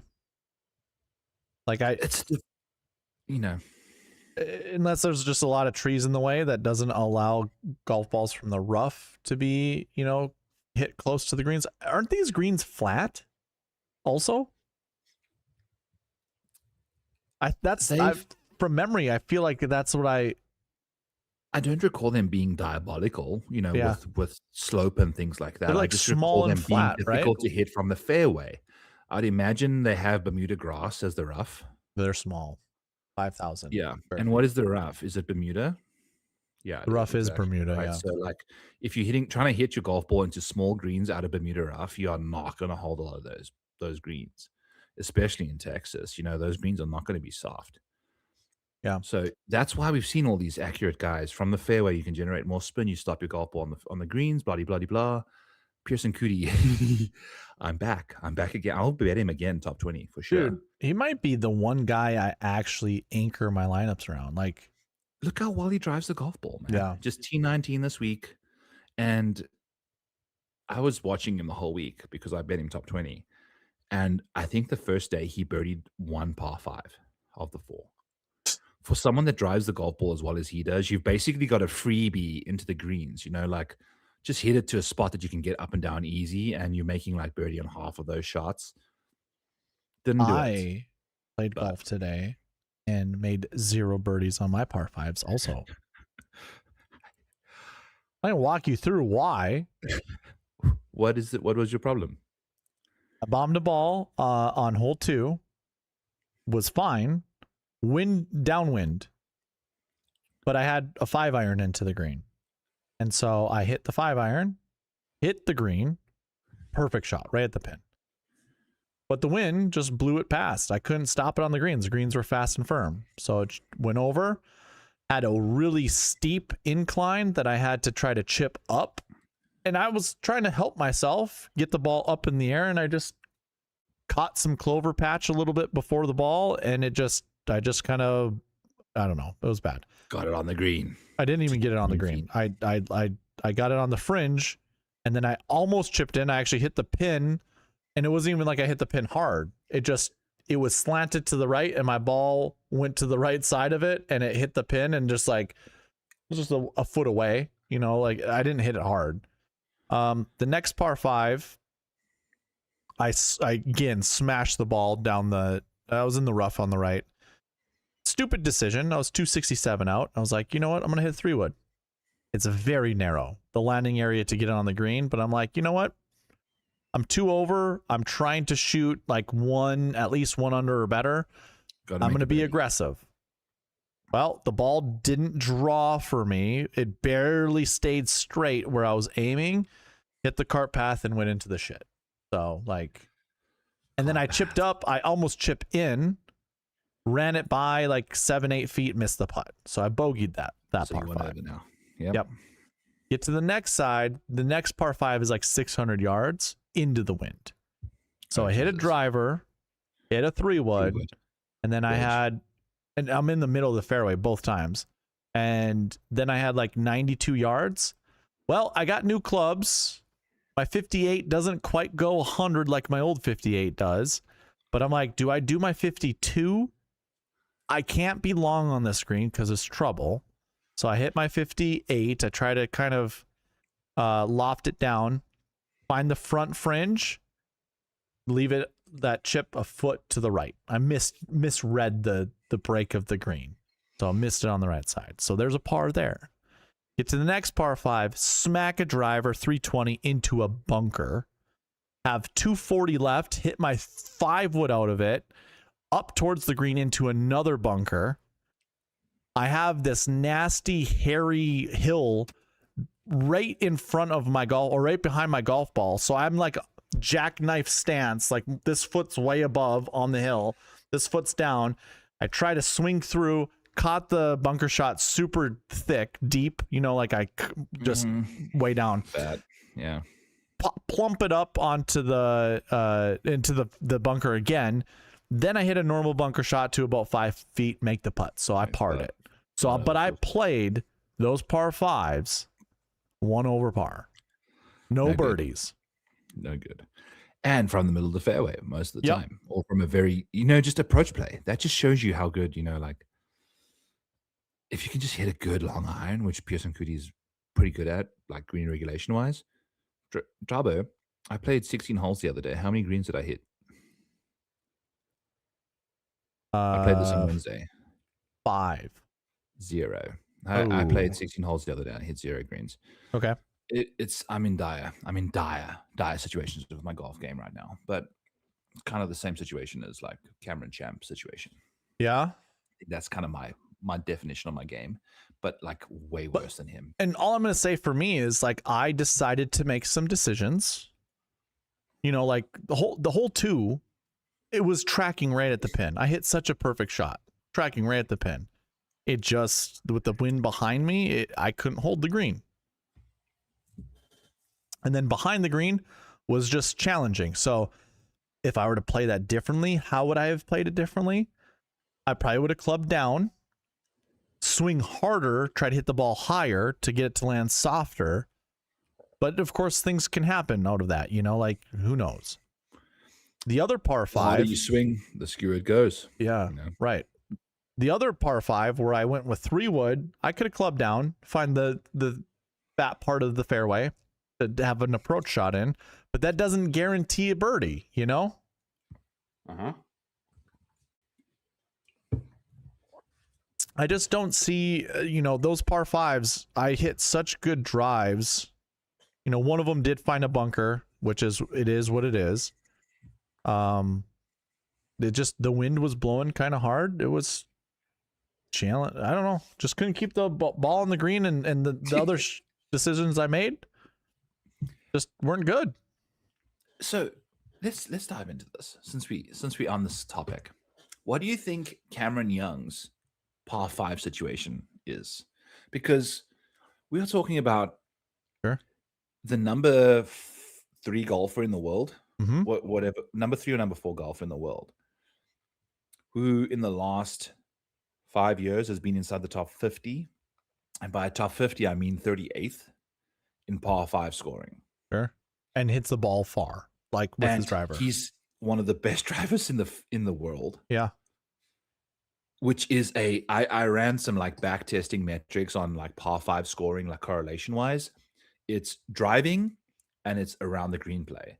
And I think what's really letting down is around the green play. Yeah. Based off of his metrics. But at the same time, we've spoken about how around the green play can get skewed based off of where you hit your golf ball. Yes. Yep. Because your strokes gain approach can really impact you around the green play. Like Scotty Scheffler's around the green play is fantastic, right? Because he misses in the right spots. Right. I think if Cameron Young had Ted Scott as his caddy on the bag, he would be a dangerous man, because he would be not nearly like he's losing out. When I bet Cam Young at the PGA Championship, I bet him par 4 scoring winner, the par 4 scorer winner. Turns out he landed up almost leading the par 5 scoring that week. There were only 2 par 5s. He made an eagle on one of them. It is what it is. Oh. But ultimately, I thought that par 4 scoring avenue was a good way to go on Cam Young, because you have way more par 4s, which is the best at, given the fact that he's the 3rd best golfer in the world and he's one of the worst par 5 scorers, and one of the best drivers of the golf ball. Surely he's like one of the better par 4 scorers, right? Weird week of variance. It is what it is. You lose that bet. It is what it is. But I wonder what Cam Young gets up to if he has better course management, because I think with his skill set, the way he drives the golf ball, there's zero reason for him to struggle as badly as he has on the par 5s. Let me look. Hold on. I like the Truist Championship. What he played that, didn't he? Yeah. He played the Truist. He played the Cadillac.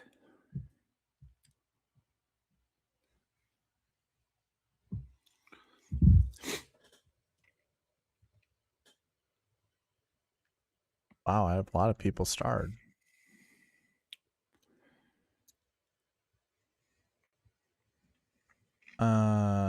Young. So what did he do here? Round 1, he did get a birdie. Middle of the fairway, 313. Almost hit it in the fucking water, man. Yeah, 217. What is that? Look, that is not a good approach shot. That is not the spot you're trying to I guess it's going to roll down the hill. Yeah, hold on though. Yeah. So That's you fair. know Maybe this hit it in the hole, middle of the hole right here. There's a shelf right here and right here. So everything goes this way. So he could have hit it here, and it could have literally rolled this way. So okay, do me a favor. Scroll down since we are here, and hit the Tourcast. And let's compare shots of what he got up to on this hole and see where everybody else hit their golf ball. How do we do that? Right next to his name, 2 buttons from the -9. Okay, now click on number 2 at the bottom of the screen. No, all the way at the bottom by your icons. And there we go. So now we can see, okay, from this, where the hell did everybody that made birdie, hit this ball? He easily hit this ball. I mean, that is the furthest. That's really the furthest from the best spot you could be this week on this hole, from that spot. Everyone else hit it closer than him, except for the people that hit in the water. So that's what it means, is everybody was near where his drive was? Yeah, you can see where your drive was. It's a pretty cool feature of this app. Huh. When it works. And I mean, only these people in the fairway is what I would say are similar, not these jabronis over here. Yeah. And if you hover over a dot, you can see what name it was and blah, blah, blah. It's delightful. It's double really bogey cool for Alex Smalley from the middle of the fucking fairway. Yeah, this is pretty cool. I actually didn't even know about this. Yeah. So if you go to that second shot, you can see this is where he's losing it. It's on the approaches. This is because he hits himself into the worst possible spots. So here's what I'll say after his drive. All right, let's just let's try to, what's the word I'm looking for? Damn it. Project. Let's project. Okay. I didn't watch. I have no idea what he actually did on this shot, but this is where he landed it. This is kind of what I forecasted or what I projected. He landed it here. This is, let's say he lands it here. Now he's in this section of golfers. He lands it here. Now he's, who knows, in this section of golfers. So he's actually a little bit closer. This is a distance issue. This is an accuracy issue. Cool. Let's go next hole. Let's see what happens. Let's see if we can find a pattern. Next hole. Just keep pounding until we get to the next par 5. Where do I down here? Yeah. Yep. What is the next par 5 on this course? I don't even really know. Is it like 11 or something? I don't know. There we go. 10. Boom. Bunker dead.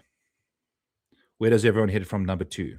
Like I think that's he's middle of the fairway, yeah, bud. Middle. Oh my God! Slow down. Sorry. This is all good. Look at this though. You got to miss it right, man. Like he's missing it in the only spot and he's not making. Oh, he made a 5. Yeah, he made a 5. He's like the only person that didn't fucking make a par from there. So where he's hitting it, he can't get himself up and down. Look at where everybody else is that making birdie is hitting it from. 8 feet. 8 feet. Yeah, 50% mark. Off of a bogey from the bunker there, man. Like you can't miss it there. You got to go back to hit shot number 2. I'm sorry. Like where are all these shots going to? Like overall, look at how many people laid up. Yeah, those are likely people that missed the fairway though.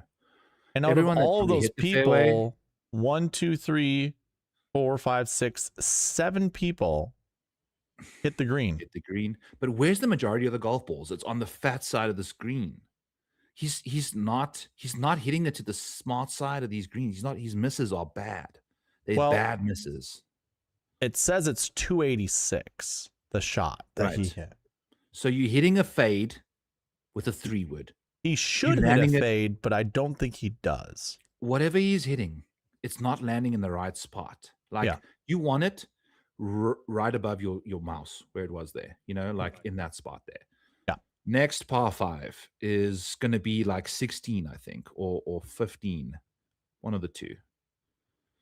That drivable par 4. Yeah, this is the 4, and then I think the next hole is a par 5. So yeah, there we go. What? Oh boy, look at this. Go to the second shot. You just click on the second shot, compare shots, and then boom, you just realize where Cam Young's losing all of his strokes. What the fuck are you doing over here, bro? This is what it's doing for me. I know. Also, what is this? What is the shot link up to right now? Maybe I should share my shit. I can right click. Hold on. There we go. Oh, wait. What is what are you doing? Stop. We got it. We figured it out. Okay, but if you just look from the top here, where the fuck is everybody missing this ball? To the right-hand side. Why is Cam Young's ball over there? That's kind of the fat side, though,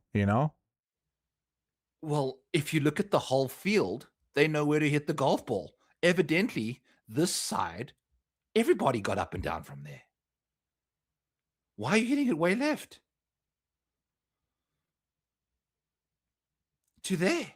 Everyone's like 16 feet. You know what I'm saying? Like your second shot is fucking you over, Cameron Young. Yeah, it is a second shot. This is only 3 par 5. So we can go to round 2 and figure this stuff out again. Like, let's go. Let's dive into this man. The full truist. Which he basically should have won. I think. Where did he finish this week? 10th. Okay, so we've identified 2 shots at least in 3 par 5s where he should have missed on the right side. Here's another par 5 where he missed in the completely wrong spot. This is the same, right in the middle of the fairway. Trying to hit a cut. Can't hit a cut. Compare. Where did everybody else hit this golf ball? Oh my God, how do I compare again? Up top. Yep, there we go. There's everybody that made birdie, hit it like right at the flag. He hits it fucking the furthest left of anybody there. Easily. There's one other person. Who the hell hit on the cart path over there? This is who we're comparing Cam Young to. You feel me? Like, look at this. We know where the birdie shots are coming from. It's hit the green. Even just miss it short. No, long and left. Cam Young, dead. Yeah. Next hole. What's the next par 5? This is 11th. This is hole 7. We've already gone through this, right? The 10th hole is the next par 5. Yeah. Am I not on hole 10? What the hell? Why did I go to hole 7? I think there's only 3 par 5s, yeah. So in the bunker, short, couldn't get it together. Mr. Green with his layup. Mr. Green with his that's approach bad. shot. Bad. Gets it up and down though somehow. How do you? Yeah. Oh, little zipper. That's why. Little zipper, but missed it in the wrong fucking spot again, man. You don't not miss it there, brother. Shouldn't. Yeah. Okay. 16. Sorry. 17. Nope. What the hell? 15. 15. Jesus, right down the middle again. Down the pipe. Yeah, par. Oh my God. Mr. Green. Like, compare shots from the second. Like, this is the thing. This is where you can see it all go wrong for him.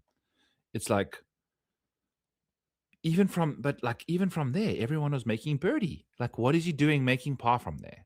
He's got a par 5 phobia. I mean, it's kind of a long club off the ground phobia. You know, like I wonder what his par 3. He's like, what is this? Like, I wonder what his par 3 scoring is from like 230 and on, because that's all these shots. This is 267 is what he had. 270, yeah, at least just for this golf course. I'm sure we can go to other golf courses, but okay, let's go to the Cadillac, which he won, which he landed up. I think he was dead last in birdie or better average on the par 5s at the Cadillac. Okay. It's insane, Darvo. We got RK in the chat here as well. I'm tripping, bro. RK, what's up, RK? 1209. I mean, that makes a lot of sense on Memorial Day weekend. You're doing what Cam Young's doing on par 5s. Tripping, bro.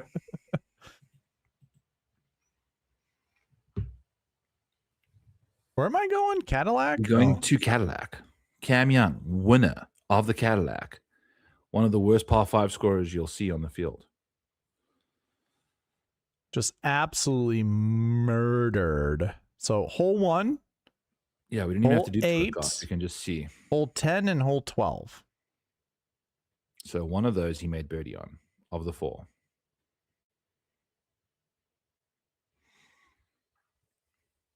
I mean, from that shot, like where he was on that fairway, that makes so much sense to hit it in a good spot, and he hit it the fucking furthest from the fucking green. It's one of the worst shots of the day.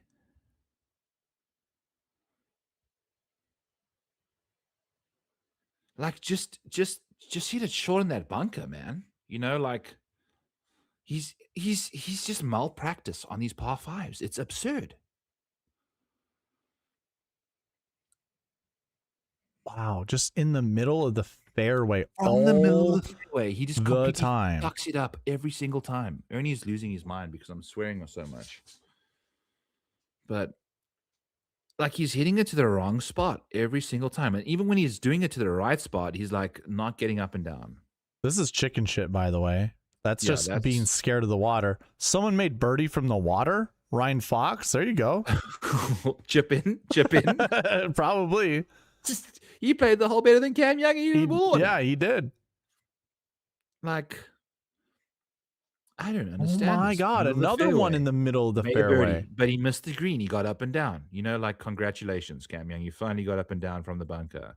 Everybody else is hitting it on the green there. Like, you're one of the few people that hit in the wrong spot, the wrong place. If you just look, go back to that number 2. Like, you can see the colors.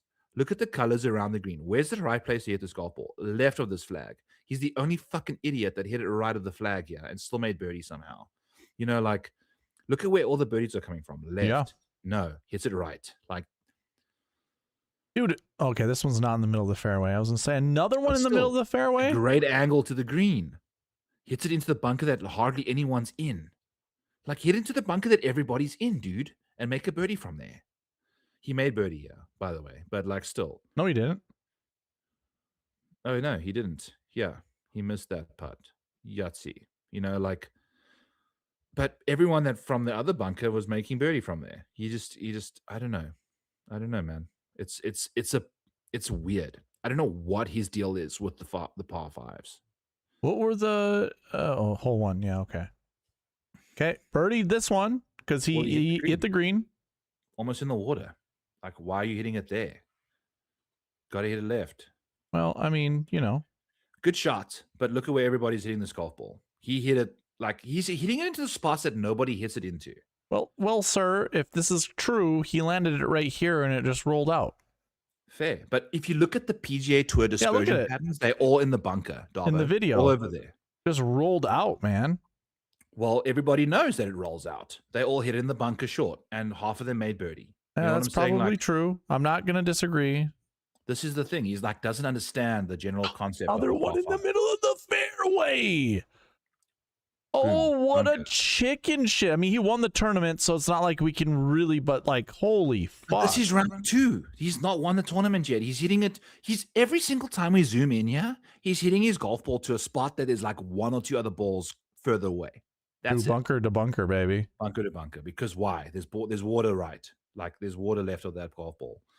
He is incapable of hitting the right shot into the greens. Okay, didn't hit the fairway, so fine. Where's the miss that everybody wants to be? It's likely this looks like the right spot, but couldn't take care of business.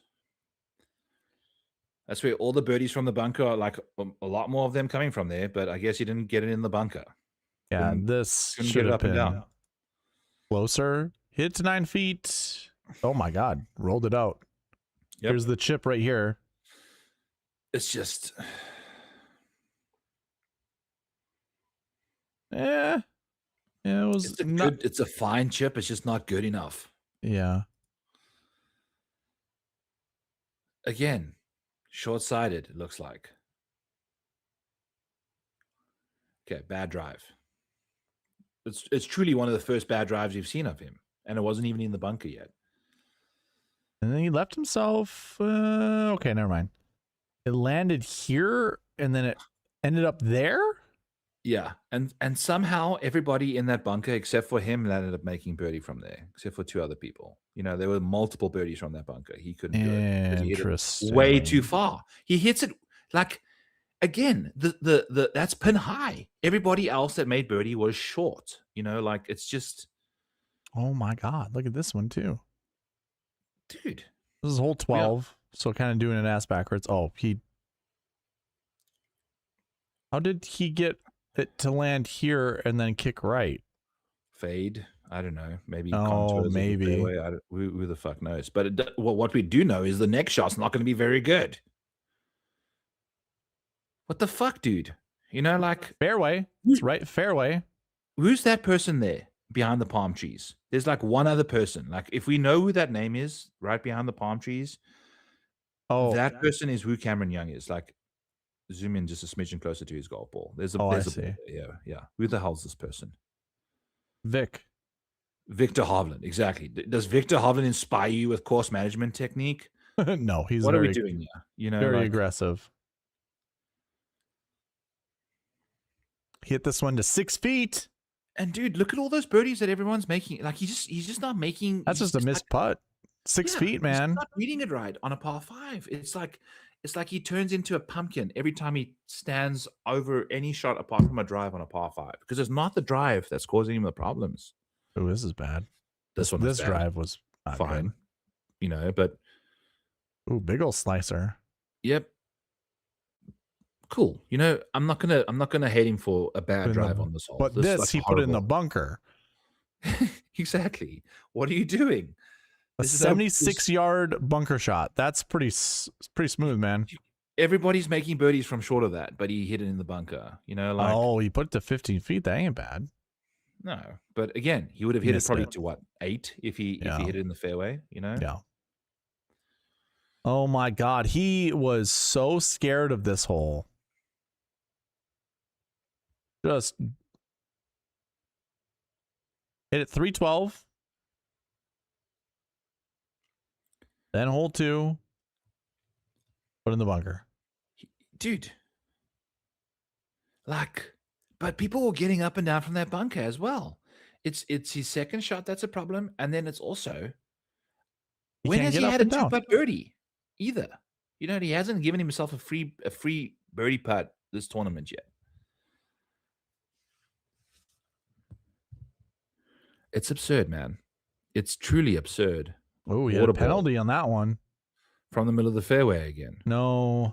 Or the right intermediate. Well, that's the first cut of rough, actually. I mean, buddy, you know, like if you're there, you should not. I mean, look at all those pars and stuff. It's just like, where's everybody missing it to? The left. Where's Cam Young missing it to? The other side. You know, it's just. Yep. All right. Last round. It's not probably good, calling man. it after this, Byron. Yeah, I agree. This is when you know the show's on its way out, is when you're diving into Cam Young's par 5 scorings by a hole. Yeah, he didn't even. How many birdies did he end up getting, dude? On these par 5s, one? We only counted one, and he made a bogey on one of them. That's right. Like, thank God there's only 3. He wouldn't have won this fucking thing if there was 4. Oh, like it's oh my God, absurdly bad, and it's been his entire career. If he can find a caddy that can help him navigate these par 5s, dude, he's like gonna win so many golf tournaments. Hey, he didn't cower it out of this one on this. Good for him. You know, good shot, middle of the green. He's probably aiming like 50 yards right and pulled it 40 yards. You know, like. Middle of the fairway, layup. Yeah, that's more of an iron. That's an approach thing there. Correct. And also bad drive. I'm assuming he probably wanted to get it further down the left side there. Oh, wow. He put in the bunker. Yay. Birdie. Again, if you compare the second shots, though, I don't think that's a good spot for your ball to be. He made an insane birdie there. Very easy up and down, I guess. Okay, cool. That's a spot to be. There we go. Everybody from that bunker made a par, made a birdie. Hit the ball in that bunker. Damn, simple. Dude. You know what I'm saying? Like, it's insane. It's insane what he's doing. How long was this par 4? 224, but that's a made putt. 245. Yeah, okay. Here's another one that he birdied. Oh, short one. Just trying to compare the long par 3s to his long approach shots. I mean, here's one. How far do you hit that one to? 16 feet, so it's a made putt. None of this is like extremely impressive. 207, 186.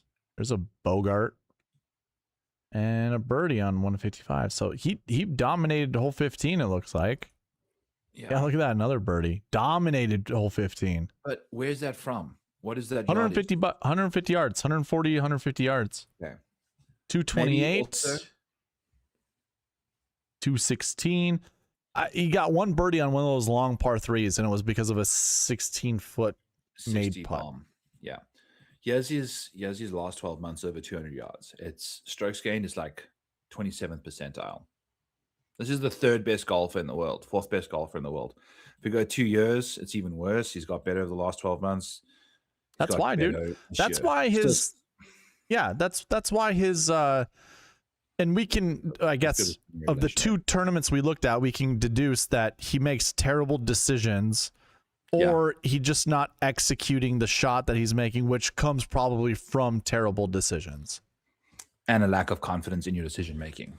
Like, whatever his issue is, if there's a caddy that's a par 5 specialist that knows how to navigate long iron play, let's go. Get on Cam Young's bag. You know, his buddy can read every freaking putt under the sun.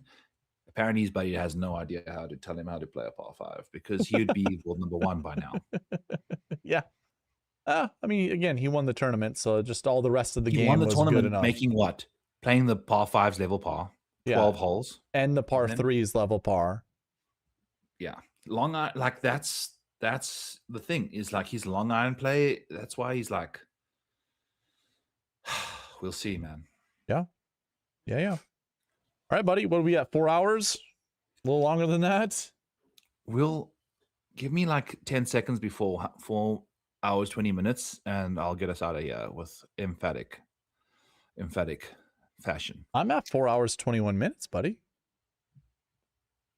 I'm at 4 hours, 19.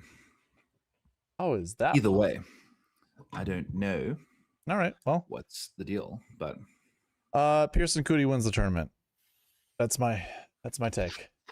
Pearson Coody wins the tournament. I'll be betting him. I'll be betting Russell Henley as well. Ooh, yeah, same.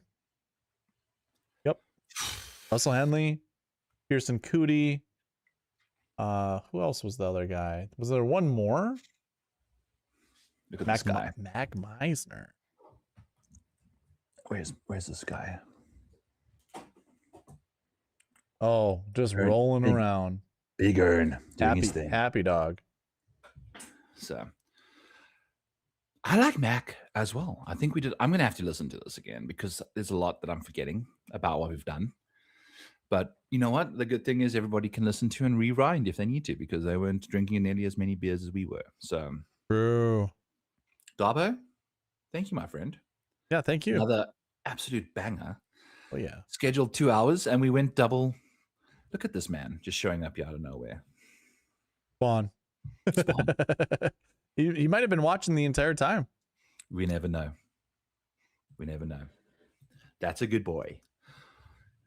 All right, Byron. I'm gonna go get myself a snack and then I'm heading to bed.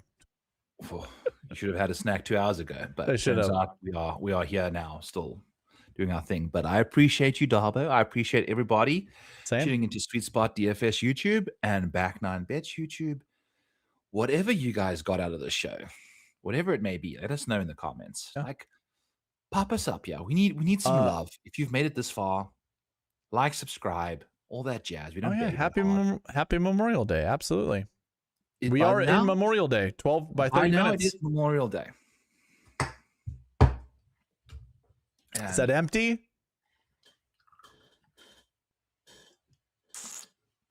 I've done this once on a stream before. Oh no. Oh no. And it's just, you've got to do it though, right? No, you're just showing everybody. You're showing off right now.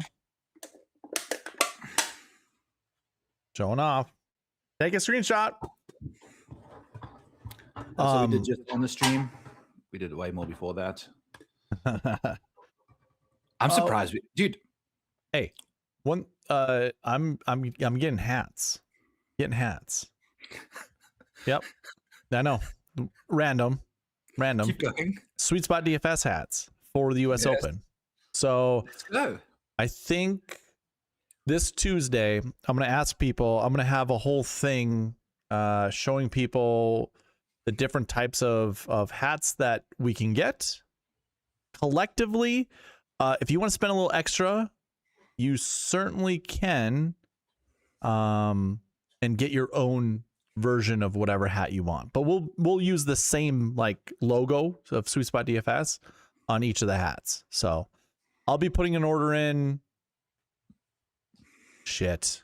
Should probably do it by this week, this Tuesday. I'll try to do it. One for me too. I need a hat. I'll try to put on a blast. What hats are they? Are they timeless hats or like? No, they're the brand is Safari Sun, which does my other hats. So when I came and golfed with you, those were the hats I was wearing. Okay. They're like we can make them however we want to make them. There's so many different types of hats. Ooh, we got those burps going on. We got so many different types of hats that we can pick from. So it's really up to you on what hat you'd like. But I think I'll put an order form in. I'll try to blast it on Twitter. I'll try to blast it on YouTube. Try to get people interested in if you want a SweetSpot DFS hat, we'll do it all at the same time. Maybe we can get some savings doing a big old bulk order, you know? So we'll see. But yeah, I plan to do that and get it here by the US Open. Let's go, baby. And obviously you have to be a subscriber of SweetSpot DFS in order to purchase the hats. You can probably just buy them straight from the internet too, but it doesn't hurt to be a subscriber. Yes, true. And you know what? Back to bets while you're at it, you know? Yeah, absolutely. Subscribe over on Byron's channel if you haven't already. I don't even know who's in my chat. Nobody's been. It's been a little dead. Yeah. Yes, I have to just show you Cam Young's stuff. Look at this is his strokes gained over 200 yards this year. Last 12 months. Last 2 years. Like he's getting better. Sure. But it's still bad. Yeah. Like this is the last 12 months of Cam Young. It's crazy. It's crazy to think of. Yeah. But we appreciate all of you. I mean, Jesus, 4 hours, 25 minutes. I needed my second pee. And that for me, that's saying a lot because I don't pee much. And I need to take my second pee of the video, Darbo. So I appreciate you. I appreciate everybody tuning in. I appreciate everybody hitting the like. Absolutely. We've made it a deep way. Happy Memorial Day. We'll catch you guys next time. Peace. Peace.